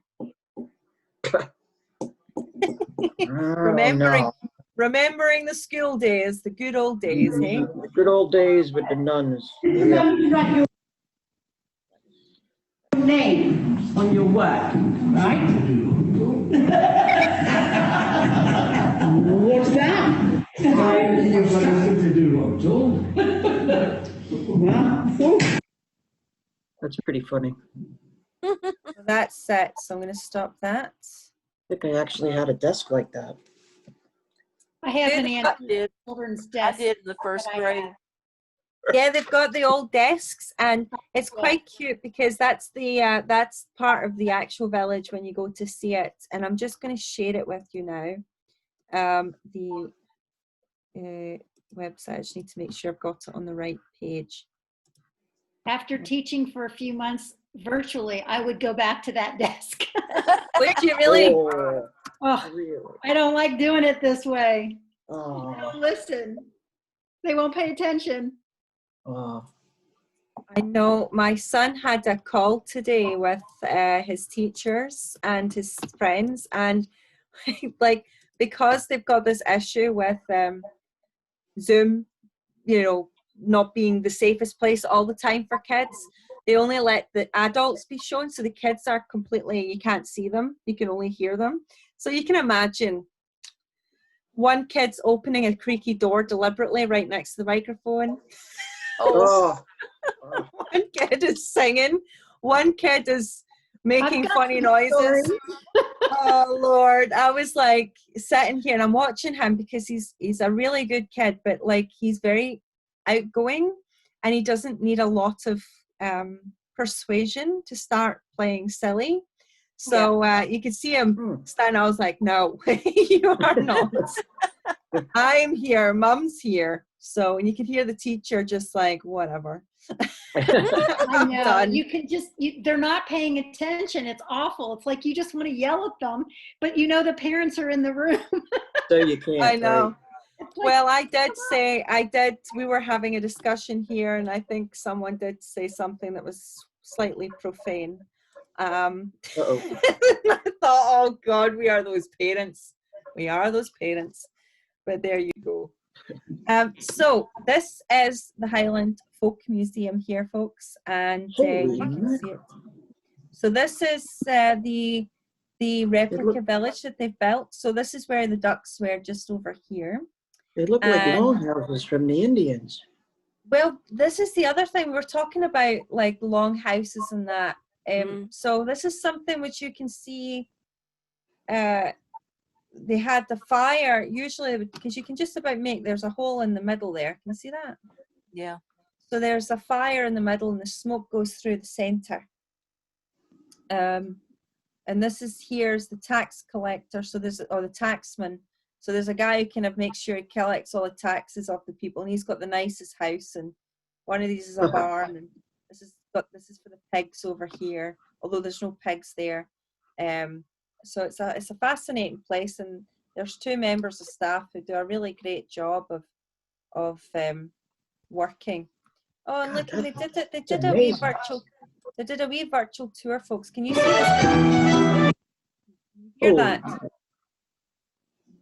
I'm going to see if I can get this up actually, because this might be quite good. I'm just going to pause it, and I'm going to share it with you because I'm going to have to do this separately. Just quickly share it. We're nearly done, so don't worry. Like, I'm done, I'm fed up. So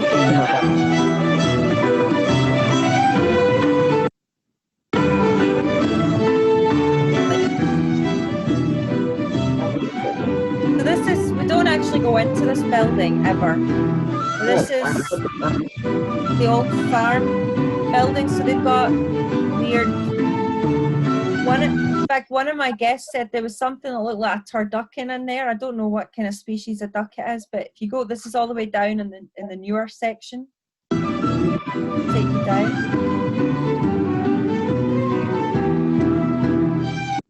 And this is my favorite thing. You come in here and you get real sweeties, guys.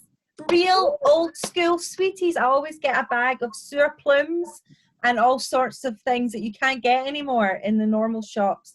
And it's not that expensive. It's just like going back to your childhood. I love it. You can just pick out the sweeties there. So that's for all the kids. There she is. Look, look, look. Oh, there you go. So you do buy it.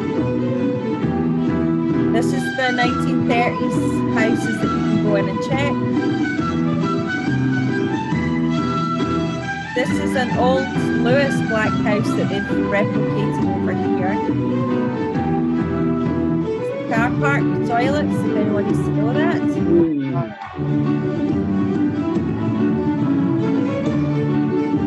I don't have time usually to go through every single one, but it gives you an idea. I quite like it, if you like that kind of thing. And this is the school with lots of school kids. Oh. And interestingly, the map is an old map, so obviously that's still the British Empire. See all the red? That was for the British Empire. There's a creepy guy in there. There's a creepy guy in here, guys. There's a mannequin, and I hate mannequins, and he's doing something in this shed. And see, when I have to run by this myself, no chance. No chance. I'm away. I'm kind of going all over the place in this one, but it gives you a quick sense of it. They are weaving.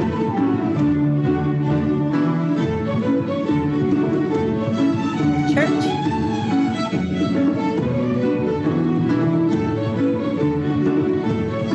Now this is a really beautiful forest walk which takes you up there, and I often see, this is in the Cairngorms, you often see red squirrels, and red squirrels are endangered, and you see them running around the trees. It's amazing. I love it. There's one of those ducks. Pheasants. The heather. Yeah, I want to see that. And this is the museum itself.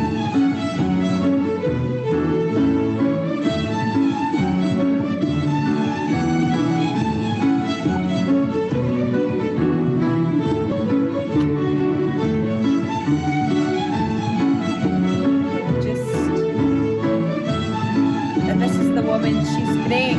She speaks a little bit of the Gaelic as well. But that's pretty much it.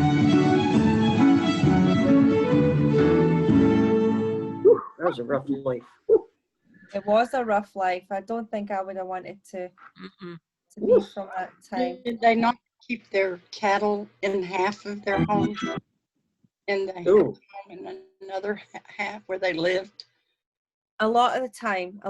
Goodbye, Jim, if he's watching this. I think he's Yeah, on he his said bed. he was leaving. Yeah, he's a youngin', that James. He's wanting to be a guide as well, so he's coming on and getting all the history. But it's 1 o'clock here, so he's like, I'm off to my bed. Too much. Yes. So have we got any questions about anything that we've discussed I today? still remember the smell of those peat fires. Oh, yes. Yes. Oh, Just It is. smell. I try to, because it gets clings to your clothes, doesn't it? yeah. Yes. So we try to. I don't go in as much because, well, if I've got my jacket and that, I get in the car and people just want to drink whiskey, you know. But try to stop them from being alcoholics, you know. I want to go there too. Well, hopefully, place. it's like if you want to do it, Suzanne will make a plan. If you're not already doing it, I need to double check. I don't think we are. We've got 3 days planned. We do. And I think a lot of them were like around here as well. That's what I've got. But it's fine if you want to change. If you want to go up there, I'm happy to take you. We'll have to look at that when there's some time for us to talk. Yes. Absolutely. So it's definitely worth it. And it's, you know, I do it in a day, as I said, but it's a long day. I do it sometimes as well when we're staying in Inverness. Well, certainly the Clavicairns and Culloden.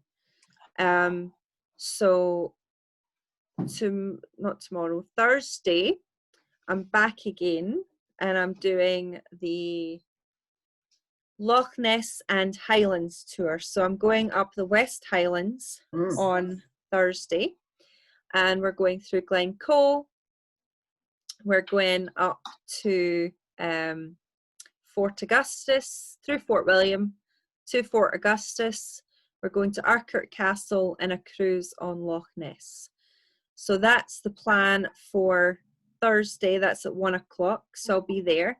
So that I thought I'd do a lot about the Scottish Highlands this week. So sometimes if you're staying in Inverness, and Susan and Douglas, you might have done that when you were staying. I suppose you might have been staying in Inverness at the time. So you probably did some of those things while you're staying up there. So it gives you an idea if you are going to stay in the area, what you can do.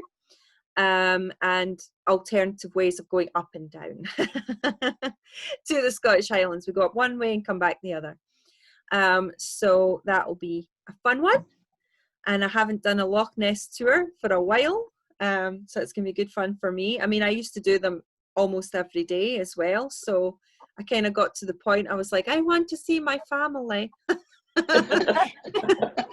Because they are the dreaded ones for guides, because it's a straight 12-hour tour from pick up to drop off, and on top of that you still need to clean the vehicle, pick the vehicles up, drive there, drive back. So if I was doing an Edinburgh pickup, I'd be doing that day in 16 hours. So I'd be doing that in a couple of days. I'd be like zombie. I'd be like, I'm at Urquhart Castle again. How did I get here? No, I'm only kidding. I never do that. What is it? 1 o'clock your time? 1 o'clock our time. Again, 7 a.m. Central Time. Yeah. For us, all of the tours that we do are recorded. So as you can see, and if you can't make any of them, you want to catch up afterwards, you're more than welcome to do that as well. So just let me know. We just do a wee coffee for that at the Buy Me a Coffee page, and it just makes it easier rather than trying to join a tour, tickets and all that. You may as well just get the link after the fact. So if you're interested in seeing that, that's a good one. And again, we'll be going into more Scottish history, but probably more Gaelic culture. We'll go into Glencoe as we pass through, and we'll also do a little bit about Fort Augustus And of course, Urquhart Castle, which was, well, I'm not going to ruin it for you, but it has got a Jacobite connection, a very important one. It has a family connection, and my husband's family, his family lived there at Urquhart Castle 700 years ago. I know, it's crazy. It's crazy. I had some people there, because you guys all know, like I used to smoke, right? So what I would do is I'd drop my guys off to go and catch their boat, and then I'll go to Urquhart Castle, get my free coffee and have my cigarette, because I never smoke with my groups. Like, it's always like a cheeky one. I don't smoke, guys. and there was this one guy, and he's standing there, and he's going, "This is great. This is amazing." So why? He says, "Well, I'm an Urquhart. I'm an Urquhart." And you'll find, you saw Urquhart. I call it Urquhart, but the people from the Highlands call it Urquhart, but it's actually Urquhart. Anyway, I don't know if you could hear that difference, but there is a difference there, and I make fun of a guy I work with up there all the time, and he makes fun of me for saying it wrong as well. So. But I say it right because I know it's right. Anyway. So there you go. So I'm going to finish us off with a wee song.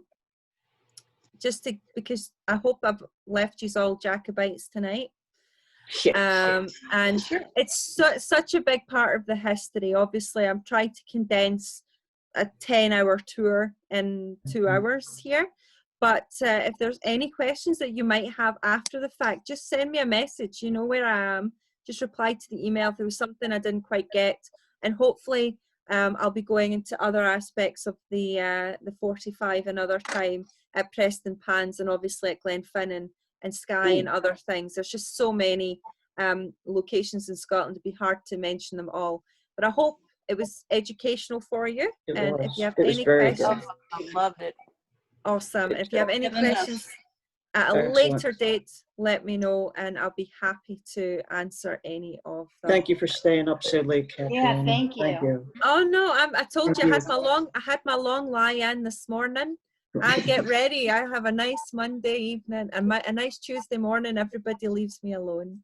So thank you. I'm going to play. Thank you very much. You're very welcome. Thank you for taking part. Now I'm So going if to. we have questions, we should email you. Is that what you said? You can just email us, because what I'm going to do tomorrow morning is it'll probably actually be closer to tomorrow afternoon, because it's a slightly longer video. I'm going to upload this to YouTube, so you guys will all receive the YouTube link for this whole tour as well, so you can watch it back. So if there was something you didn't quite understand or wanted to reiterate, you've got access to it. So just reply to that. If you have anything, just makes it easy for you, so you can just say, oh, what was the name of that, or what was that book, or what was that you were referring to. And like I said, if you read anything else, you've got a difference of opinion, you're more than welcome to have a conversation. History that's all it is, other people's opinions. Do you have an episode scheduled for next Tuesday? Yes, I do. Oh, wait a minute. I'll tell you. I should probably tell you what we're doing. I'm calling it episode, but I might add to that. Our tours next. Sorry, I go week by week here. Oh. No, I do have the list though. Just give me a wee second. I'll let you know what's happening next week as well for next Tuesday. So next Tuesday we are back, and we are doing, so that would be the 9th of June. No. Yes. Yes, it is the 9th of June. Oh, I won't be able to do it. Got a meeting. Don't worry, the 9th of June, we're doing the 3-day Outlander tour. Oh, okay. 3-day Outlander tour. But you don't have to worry about it, because if you've joined in the first Outlander, the second Outlander, and today, you don't really need to join into that one as much. Okay.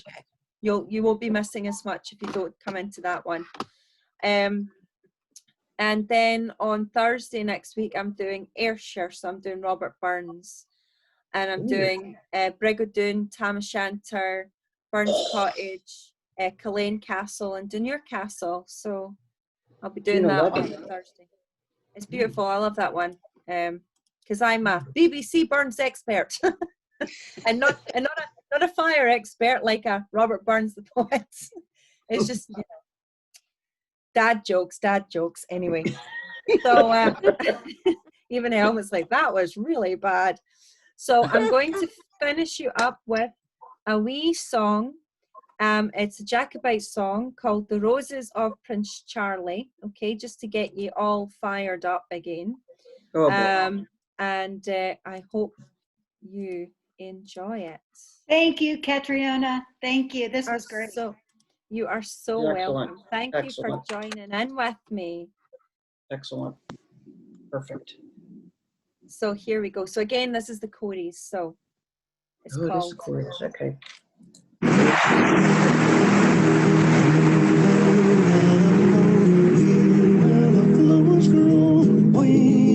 Blossom as a snow on the ben. Hear now freedom's call, we'll make a solemn vow. Now by the roses, O Prince Charlie.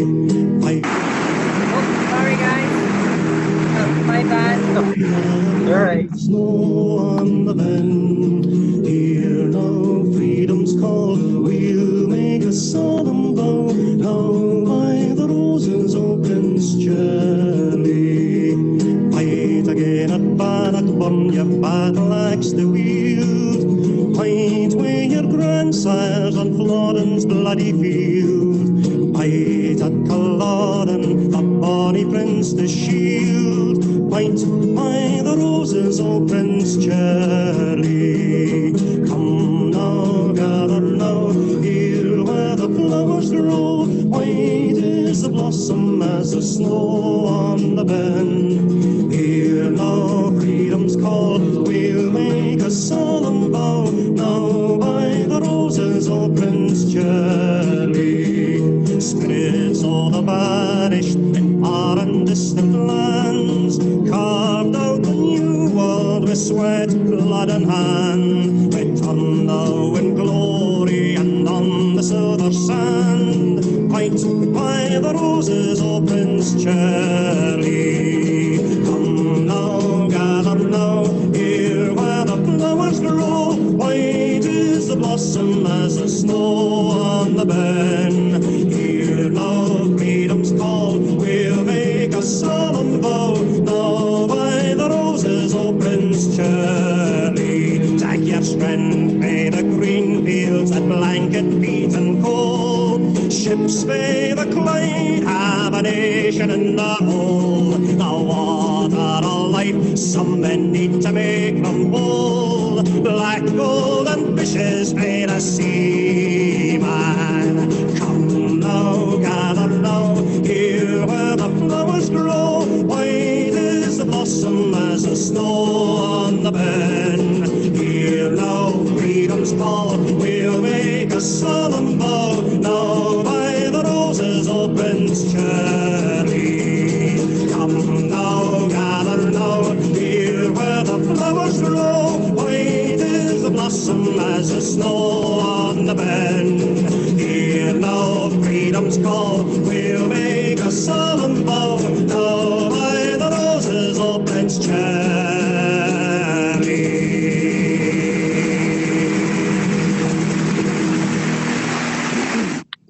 There you go. Awesome. Thank you so much for taking part, y'all. Y'all. And Beautiful Southern. it just comes to me.